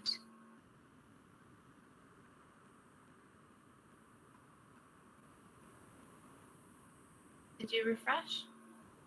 Yes. Okay, maybe I didn't enter it fully. Oh, you know why? Okay, my story is under moderation. Yeah. So it's not going to appear there right away because of that whole vetting process that I was just explaining. So it is kind of a check and balance just in case there are trolls, as they're known. This is meant to be a positive initiative, and therefore all of this vetting stuff is there. So then the next tab is Reimagine Routes and Info Links, and that explains our declaration process and has a bunch of information links if people want to look at them, including the multi-year plan, the Education Act, the letters we wrote to the minister, and so on.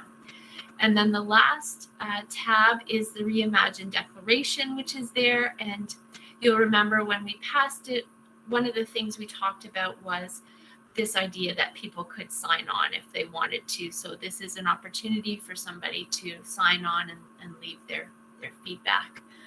And basically that is the site in a nutshell. And again, thank you everybody for your creative energies and wordsmithing and so on. We wanted to check in to make sure that you are generally happy with the way this is representing us as a group and the initiative.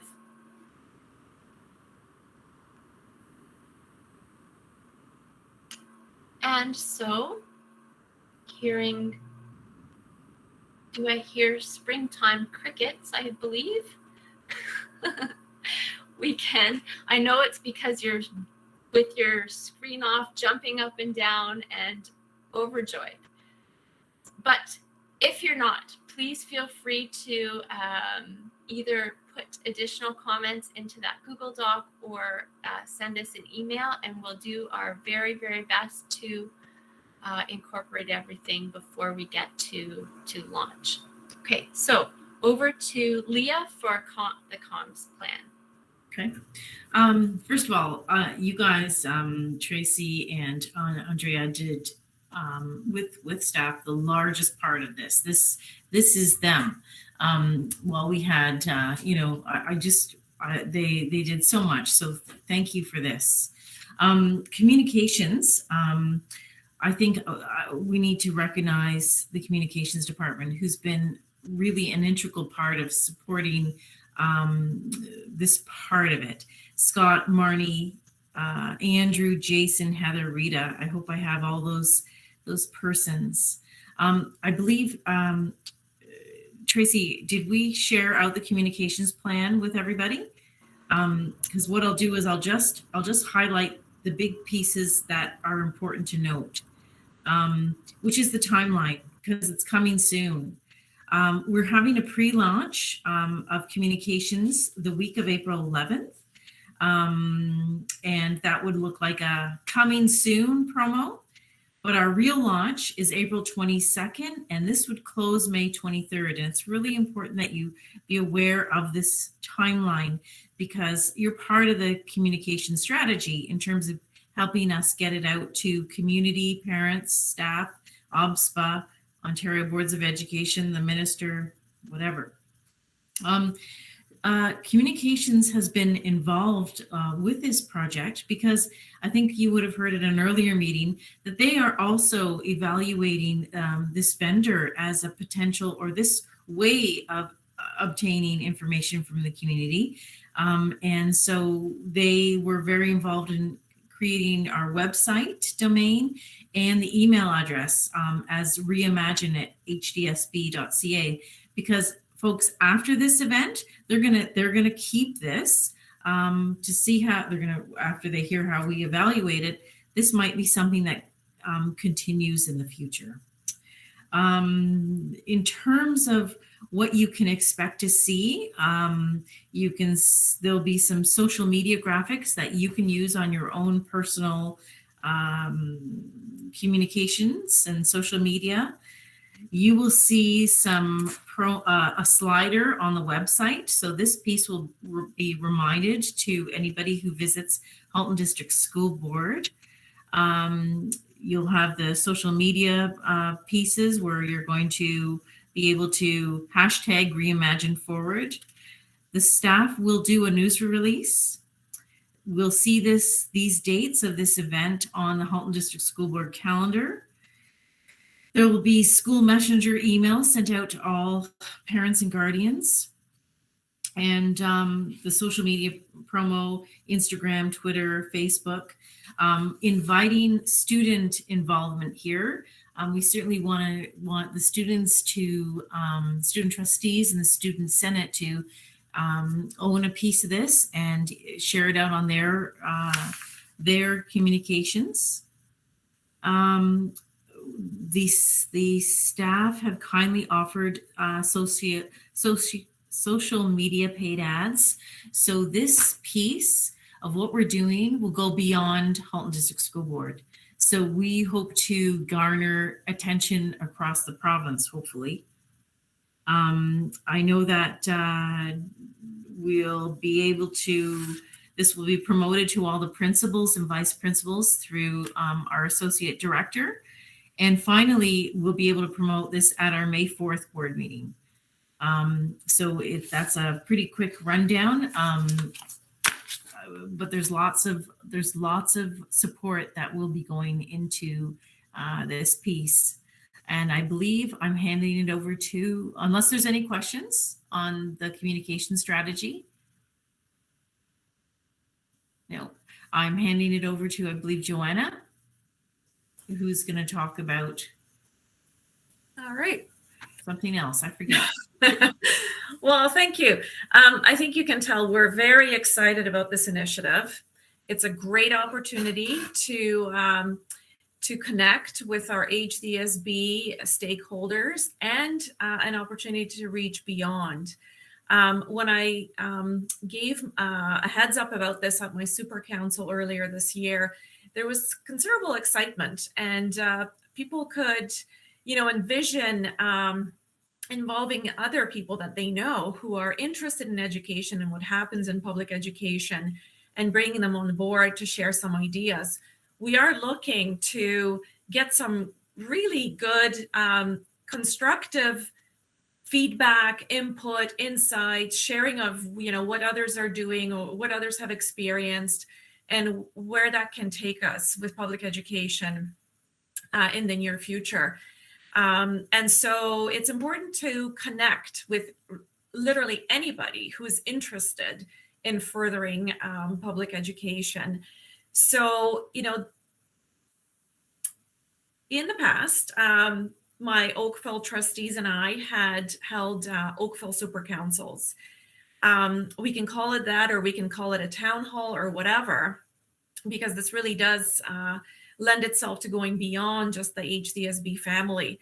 So we will be hosting a session in May, and we'll be broadcasting that out, and we'll be inviting people not just from our the parent community and the students, but also just anybody in Oakville and beyond who's interested in participating.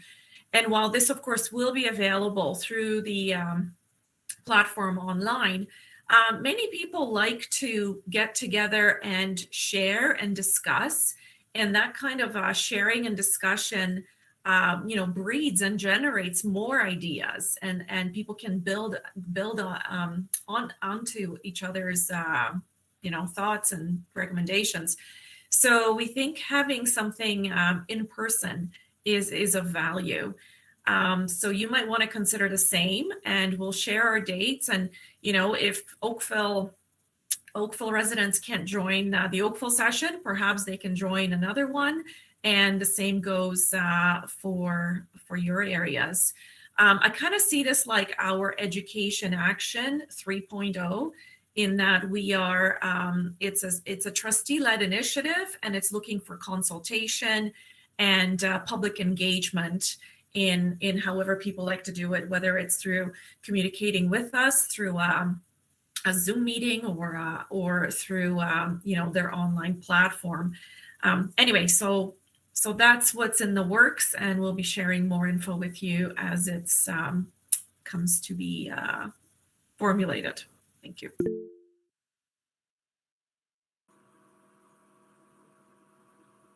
Leah?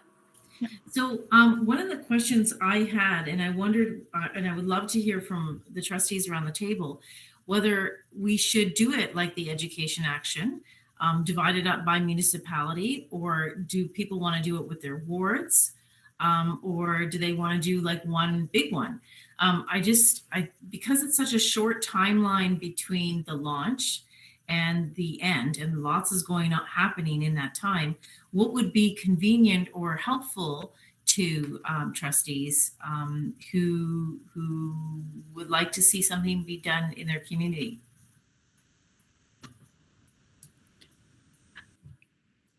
I'm just going to say that if anybody needs any if they're doing online presentations, I'd be more than happy to help out with that side of things. So something to think about for everybody then, what your capacity is, because there's a lot going on. And if you have kind of wishes in that regard that subcommittee can perhaps help with, just let us know. And Andrea has some comments on OPSPA, I believe, as well. Yeah, so I think that we need to kind of get this out at OPSA. I'm going to talk to Jean and Donna and see what the best way is to get this sort of out to our colleague, to our sister boards, and encourage them to participate. Because it's not just, hey, look what we're doing. It's, hey, look what we're doing and participate.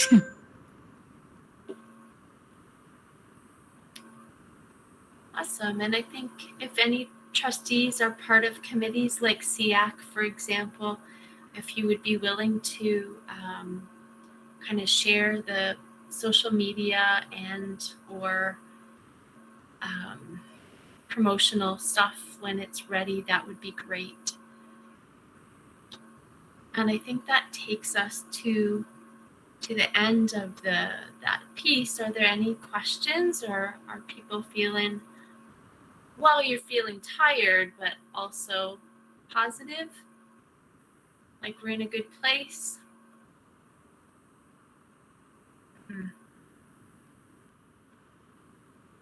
Any frustrations? Only with the hour? Okay. So we will go then to other business. Is there any other business for committee of the whole? Okay. Are there any trustee questions and comments for committee of the whole?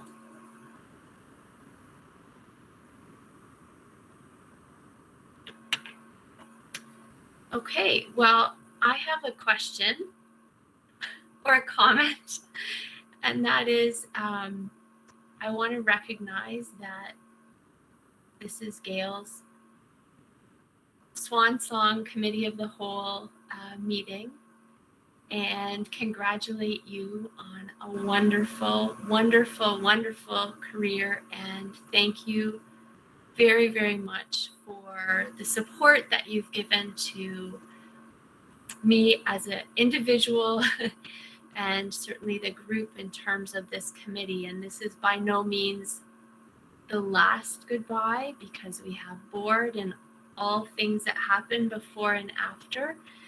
But certainly wanted to recognize and give a shout out to you. And I believe people maybe have their coffee or water mugs with them, that we just wanted to raise a toast. And Andrea has a little visual to show at some point in time. She does. She really, really does.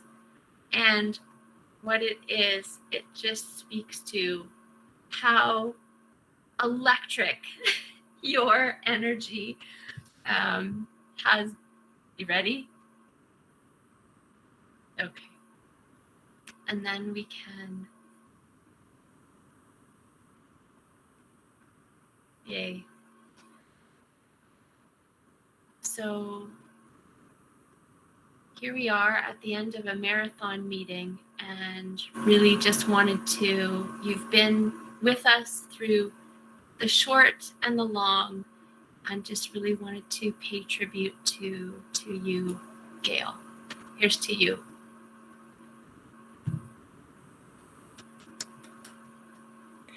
A deep, heartfelt thank you to each and every one of you. You've become part of my Halton family, and I appreciate it. Thank you.